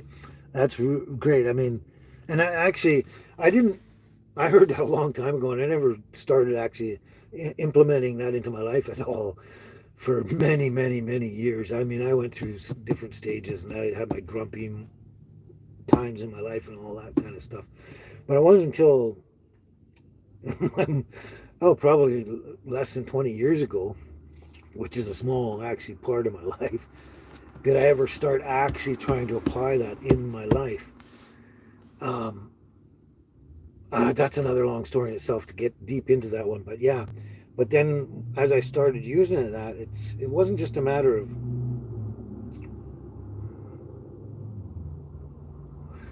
doing that. It doesn't just change the situation for that other person and a lot of people around and all that, but it actually changes you inside yourself too. Interesting, because I've been in situations where I could have approached it my old way by saying, "Hey, no, that's not right," blah blah blah blah blah, and you know, um,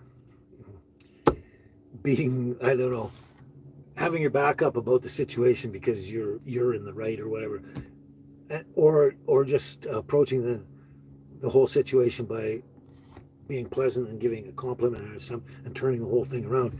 And you know what? If you actually want something and someone's trying not to give it to you or take it away from you or whatever, and it makes you belligerent and you're going to fight for it now, sometimes the best way to go about that is just don't do that and just make a statement or say a couple words or something, a compliment or something.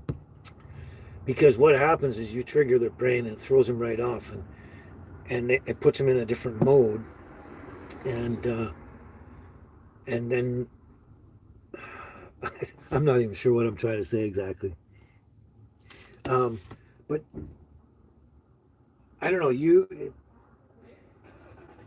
because you realize what just happened and you see this light going on, click, like what, anytime you do this, you have control over that situation. It does something inside of you as well, not just the other person and everyone around that's involved, like the other customers and all that, but it makes your brain wake up and go, holy cow, you know what I mean? The light goes on, click, and that's not actually, you might be told this over and over and over, but until you put it in practice, that's when you actually see the results, and then the light goes off in your brain, and then it clues in, and that's when you make the major steps in changing things from that point on more and more often. Wow, that was almost hard for me to say. I hope you got that all. uh, I missed that, John. Her cast was great as well. I missed that part. I'm missing a bunch of stuff.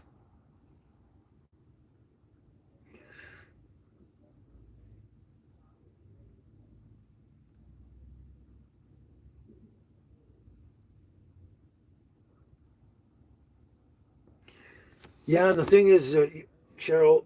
Another thing, one thing I'm going to say on it, your first actual response, your instantaneous response, is to actually respond in those situations the way you normally would, let's say in a negative manner or whatever. And we all do that. We all have our set patterns of how we respond to certain things and that are said and done to us. But once you change it and try doing something a little different, and then you realize it makes you see the result instantaneously. Like I say, I'm not kidding you at all. The little light goes on in your head, and you go, "Wow!" It's almost like learning a magic trick in a way. Even though someone kept telling you over and over again, and you knew it verbatim in your head, you know, the only way to make it actually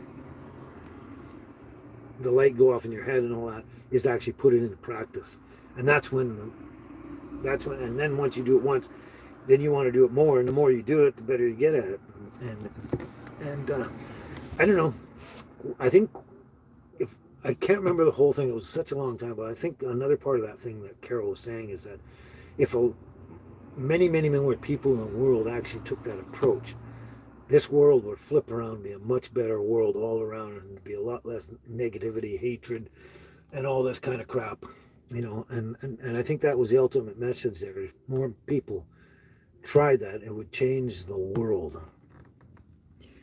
The song, what the world needs now is love, sweet love, and that'll change everything, and that'll make everything better. It'll take away all the problems, and we'll get back to where we should be. It's same kind of idea. Same kind of idea. Anyway, I'm getting to the point. I'm probably going to babble a bit. Ah, so what am I, just so you know, Cheryl, the first thing I do when I'm done this is I'm going to have my libations the same as Lori Euphoric Granny does. And then I'm going to take the dogs for a walk. And then we're going to see after that. And then, yeah, well, then after the walk, I'm going to move my truck and everything down. Oh, no, first I'm going to move the truck and then do the walk. Right, yeah. See, old man memory. And but I just wanted you to know, I don't know why, I'm going to have my little libation before I go do that. I don't know why I had to tell everyone that, but I just felt like it. So, girls, you ready to go? Look what just happened. You ready to go? You ready to go? You want to go out? You want to go out? I'm not going to say outside because that actually will trigger them. The other one's behind me.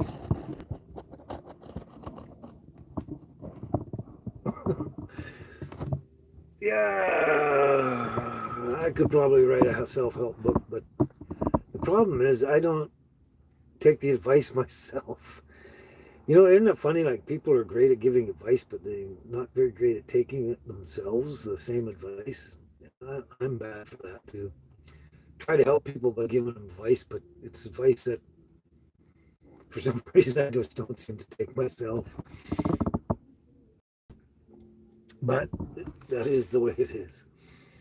Anyway, I've had a great time. Again, it's been a wonderful time. Glad you could all show up. Hope you all enjoyed it. You were entertained, and yeah, just stay safe out there. The spring is coming. It's going to get warmer. It's going to be nicer, and just enjoy every moment. Every moment. That's what they're there for. That's why we do things moment by moment.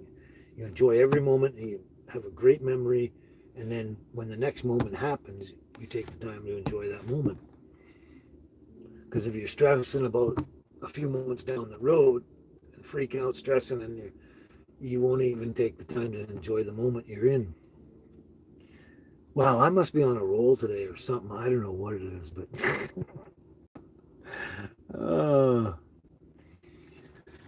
but anyway, I think it's time to go. I'm if I don't actually turn this thing off, I'm just gonna keep talking and talking and talking. You guys are all gonna fall asleep. Holy crap! Yeah, I didn't realize it is 3 hours. Wow. And that's what happens when you enjoy the moment. Time flies by, and then you're in the next moment, and you had an enjoyable time. You have great memories, and now you got another moment, the same thing in, and just keep it going all through your life. Yeah. Wow, 3 hours, bang! Wow. I'm gonna check after I'm done here to see which. I know one was 3 hours and so many minutes. I want to see if this one has beaten it yet. We'll see. I'll look later. Doesn't really matter.